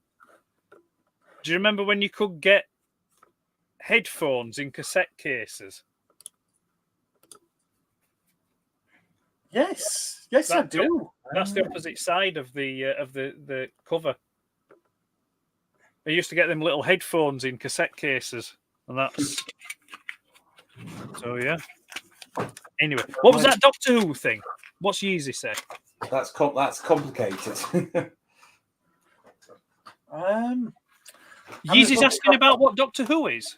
Yeah. What rock have you been living under, Yeezy? Do they have BBC iPlayer? Yeah, you could start from the beginning, but you could be there for some time. Right, it's about a madman in a blue box. The blue box is a time and spaceship, and it can go anywhere in space and time. And he makes enemies along the way. And recently, they try teaching us lessons. I don't know how you can boil it down into something to just say this is what it's about. It's one man against the universe, basically, trying to make a difference. at times, yeah. In a TARDIS, which is a time and relative dimensions in space vehicle. I think I'm going to have to say that Wikipedia is your friend. And a lot of time. Yeah. And it's a show with, well, it's the 60th anniversary at the moment, so it's got 60 years of history. I can't boil that down into a nutshell for you. How is it possible for a series that's 26 years old with over 800 episodes still be ongoing? Is it really that good? You must have come across Doctor Who references. You must have done. Police box. It does very much depend on what circles you travel in, though, don't forget. Where's Yeezy from? That might help us out. Is he native to the UK or is he speaking to... Sorry, Doctor, did you just assume that person's pronouns? Pronouns, yeah. No, sorry. And it's way older than 26 years old as well. Yeah, Right. It's been going 60 years. It originally ran for 26 years, and then it took a break and came back, and it's been running for, since 2005. Right, so So Yeezy's from Luxembourg. So, Luxembourg. right. Have you never heard of Daleks? I suppose it also depends as well how old Yeezy is. I mean, is Yeezy, what bracket would you fall into Yeezy? Are you 20s, 30s, 40s? Or younger? Are you younger than that? If Yeezy's like under 20 years old, I could believe that he's not heard of Doctor Who. heard it referenced it once on The Big Bang Theory. Sheldon talked about it a lot more than once. Right, so Yeezy's 25. I could 25. I could believe that. I could believe that he's not heard of Doctor Who. Yeah, I could go with that. Don't forget, it is very much a It's very British. show. Yeah. Yeah, it is. Yeah. It's got a very British sensibility about it as well. In fact, I would suggest. Yeah. I don't feel bad, Yeezy. Don't feel bad No, about it. no, don't feel bad about it. I wouldn't feel bad. But the interesting thing is, you see, this is a side effect, I would suggest, of the Disney effect. Because Disney's distribution of it could be the first time it's had a really thorough international. I mean, BBC America will have shown it before. It's not like Black Mirror. No. I would say that Doctor Who could take some good examples from Black Mirror. There could be some really good Doctor Who episodes if they followed some of the formats of Black Mirror episodes. What, by casting someone who was in Black Mirror, such as Jodie Whittaker? No, I mean the actual stories and storylines. Yeah, it's not like Black Mirror in any way, shape, or form. Though. What? It's All right, okay. ongoing. Whereas Black Mirror is an anthology, isn't it? It's a different story every episode. Yeah, Doctor Who has at least some rules at the moment, or it did have, that it followed. So, and there were recurring enemies and things like that. You know, some one-off episodes, others were more of an ongoing battle. But the quirky thing about Doctor Who is he doesn't really use weapons. No, he's got no kill rule. He uses his mind and his allies to help defeat the baddies. Yeah. I'm going to have to go in a moment, chaps, but I'm laughing because it's interesting because Black Mirror, there was actually a full episode that was about the ZX Spectrum.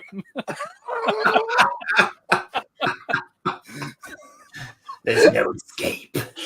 Yeah. They say there's 5 points of separation. Yeah. 5 degrees of separation. There isn't even one for you, is there? Yeah, it's Are you familiar with the spectrum? The guy that writes Black Mirror, what's his name now? Oh, bloody hell. Show Ed my chat, please. What? I can see your chat gap. Don't worry about it, kid. What's his name? Charlie Brooker. Charlie Brooker, yeah, who writes Black Mirror. He's a huge Spectrum fan. He had one as a kid, yeah. And there's an episode of it was actually something really good and new.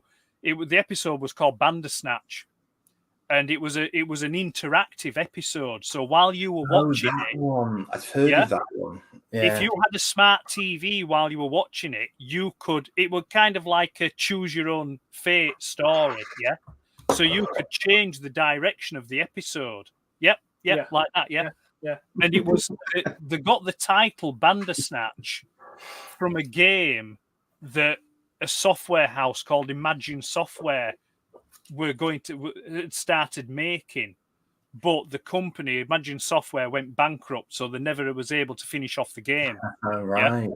But the fictional game in the episode is a game called Nosedive. And it's based on something that actually happens in the episode. I won't give any spoilers because it is a really good episode. If you have a smart TV, I believe it's on Netflix.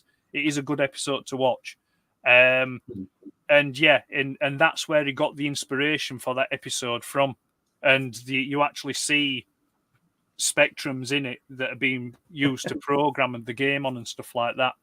So, yeah. I just want to go back to this for a minute. Use it if you're still watching. If you are at all interested in learning anything else about Doctor Who, I'd probably recommend starting with Series 1. And I don't mean the original 60s series. I mean the reboot from 2005. It is on the BBC iPlayer if you've got access to that. Yeah. If not, it's also on Disney Plus all around the world. So you would have access to that one at least.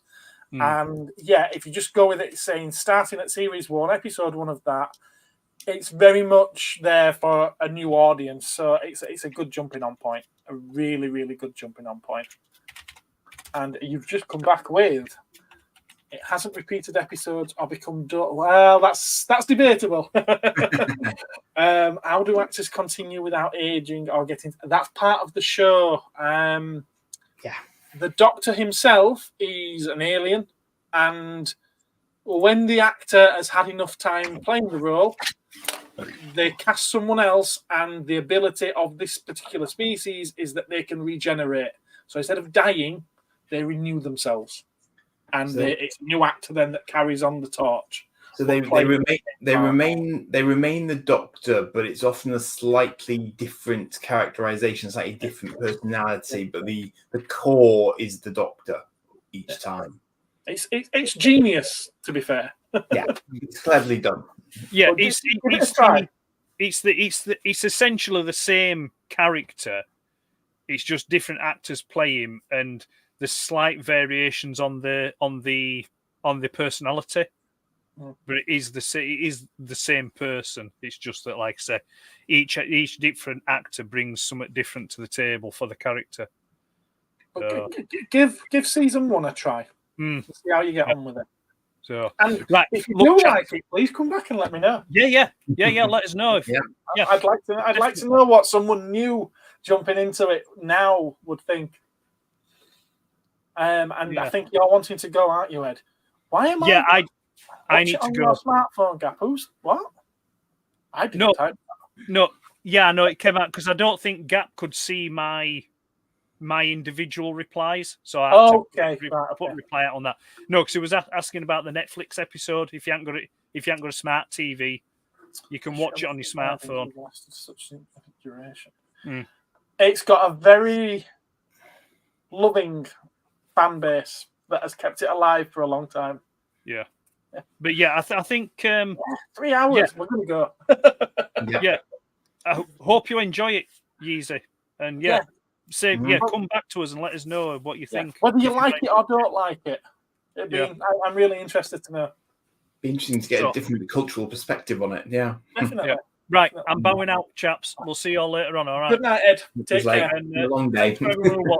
Take care. See you later. Thank you. But apparently, I did, and thank you for answering the questions. No problem, anytime. Well, when we're able, and you will. Thank you. Yes, it did go by really fast. I think we're caught up with the chat. Yeah, I think we're caught up, and I am tired, and I've got kids' lunches to make